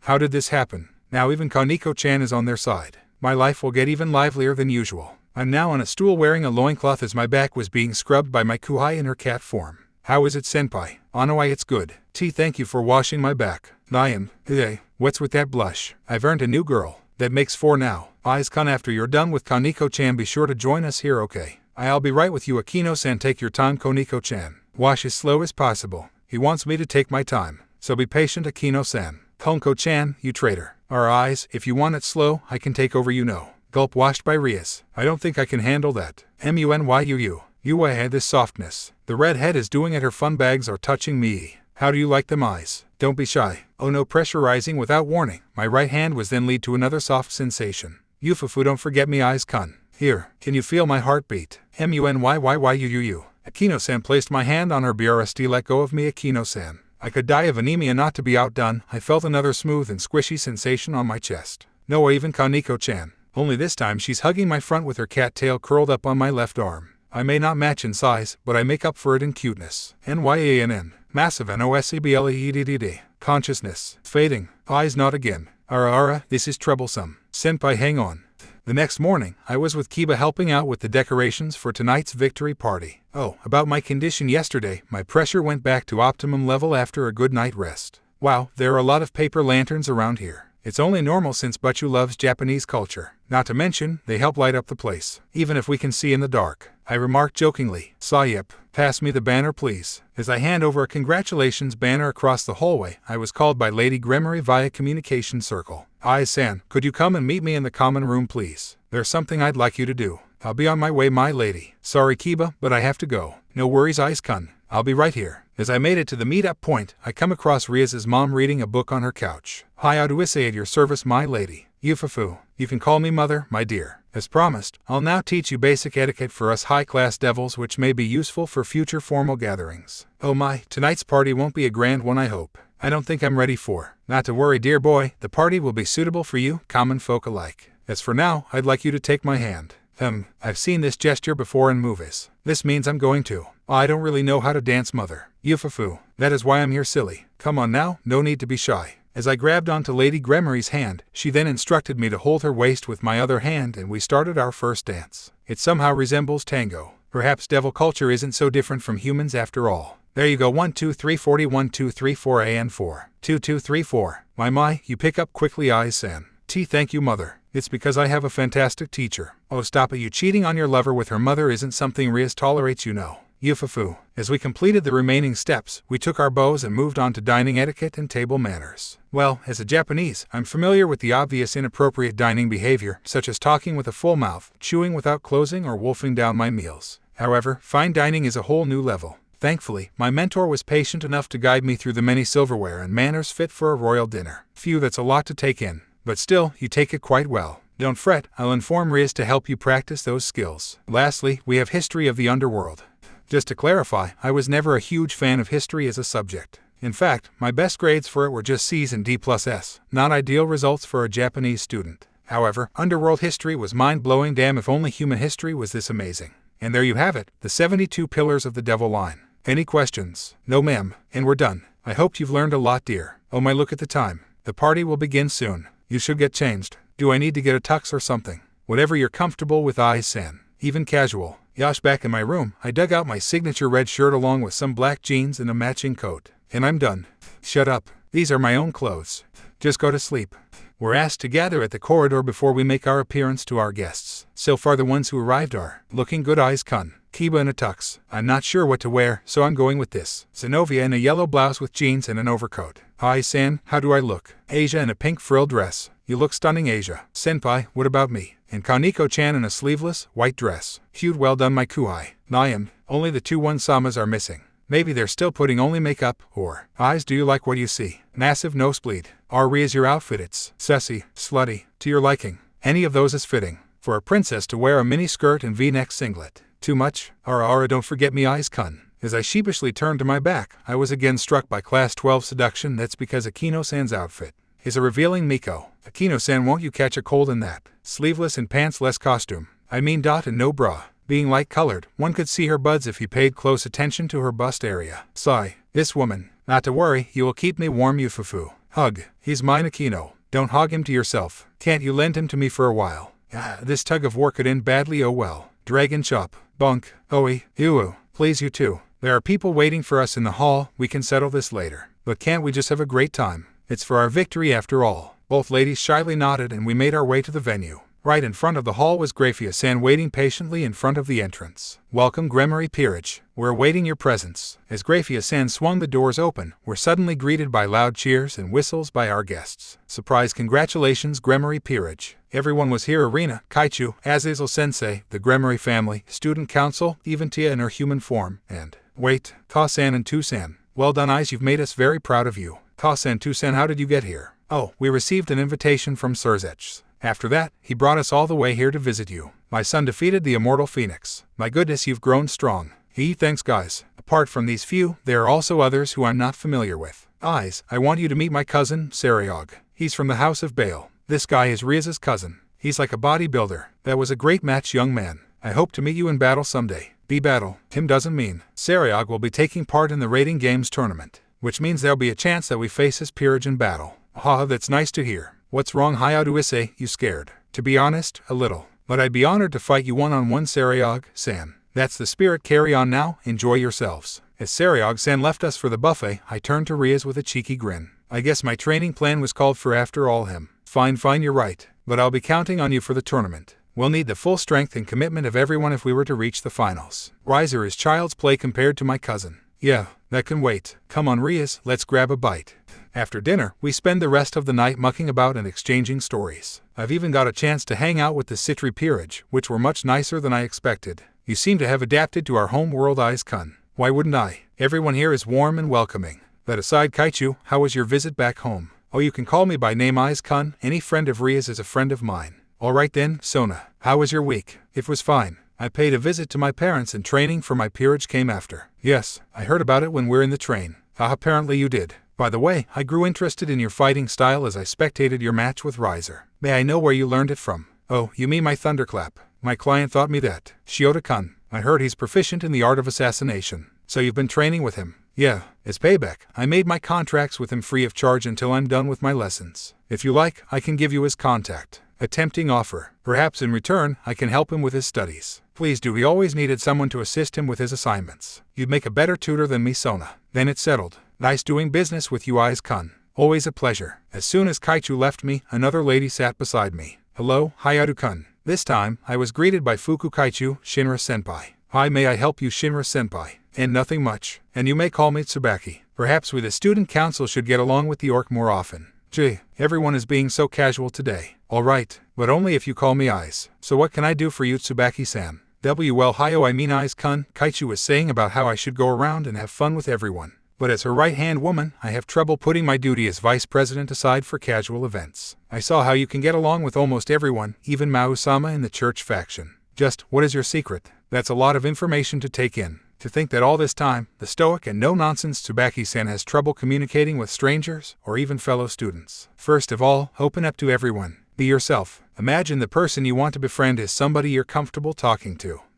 That would be Kaichu. But she's a mad genius. I doubt anyone could have a knowledgeable conversation like her. You'd be surprised that whatever Kaichu talks about could be no different from what I would say. Don't be afraid to start a conversation. I'm sure they're willing to get along with you, no matter what the topic is. See, even now, you're chatting with me. That's right, I got it now. Thank you, Issei-kun. And off she went with newfound confidence. Well, my little dragon has grown up so much. Hello, Tia. How have you been? Nothing much, just helping around the house. Your parents are a hospitable lot. Tia, exactly how powerful are you? My full power could rival that of Mao Lucifer. Why do you ask? Well, I was training with Tannen for some time, and he was already rather strong. So as a fellow dragon king, I wondered. Kyukukuku, that Tannen. Yes, he's one of the stronger dragons around. But I'm considered as the mightiest dragon king.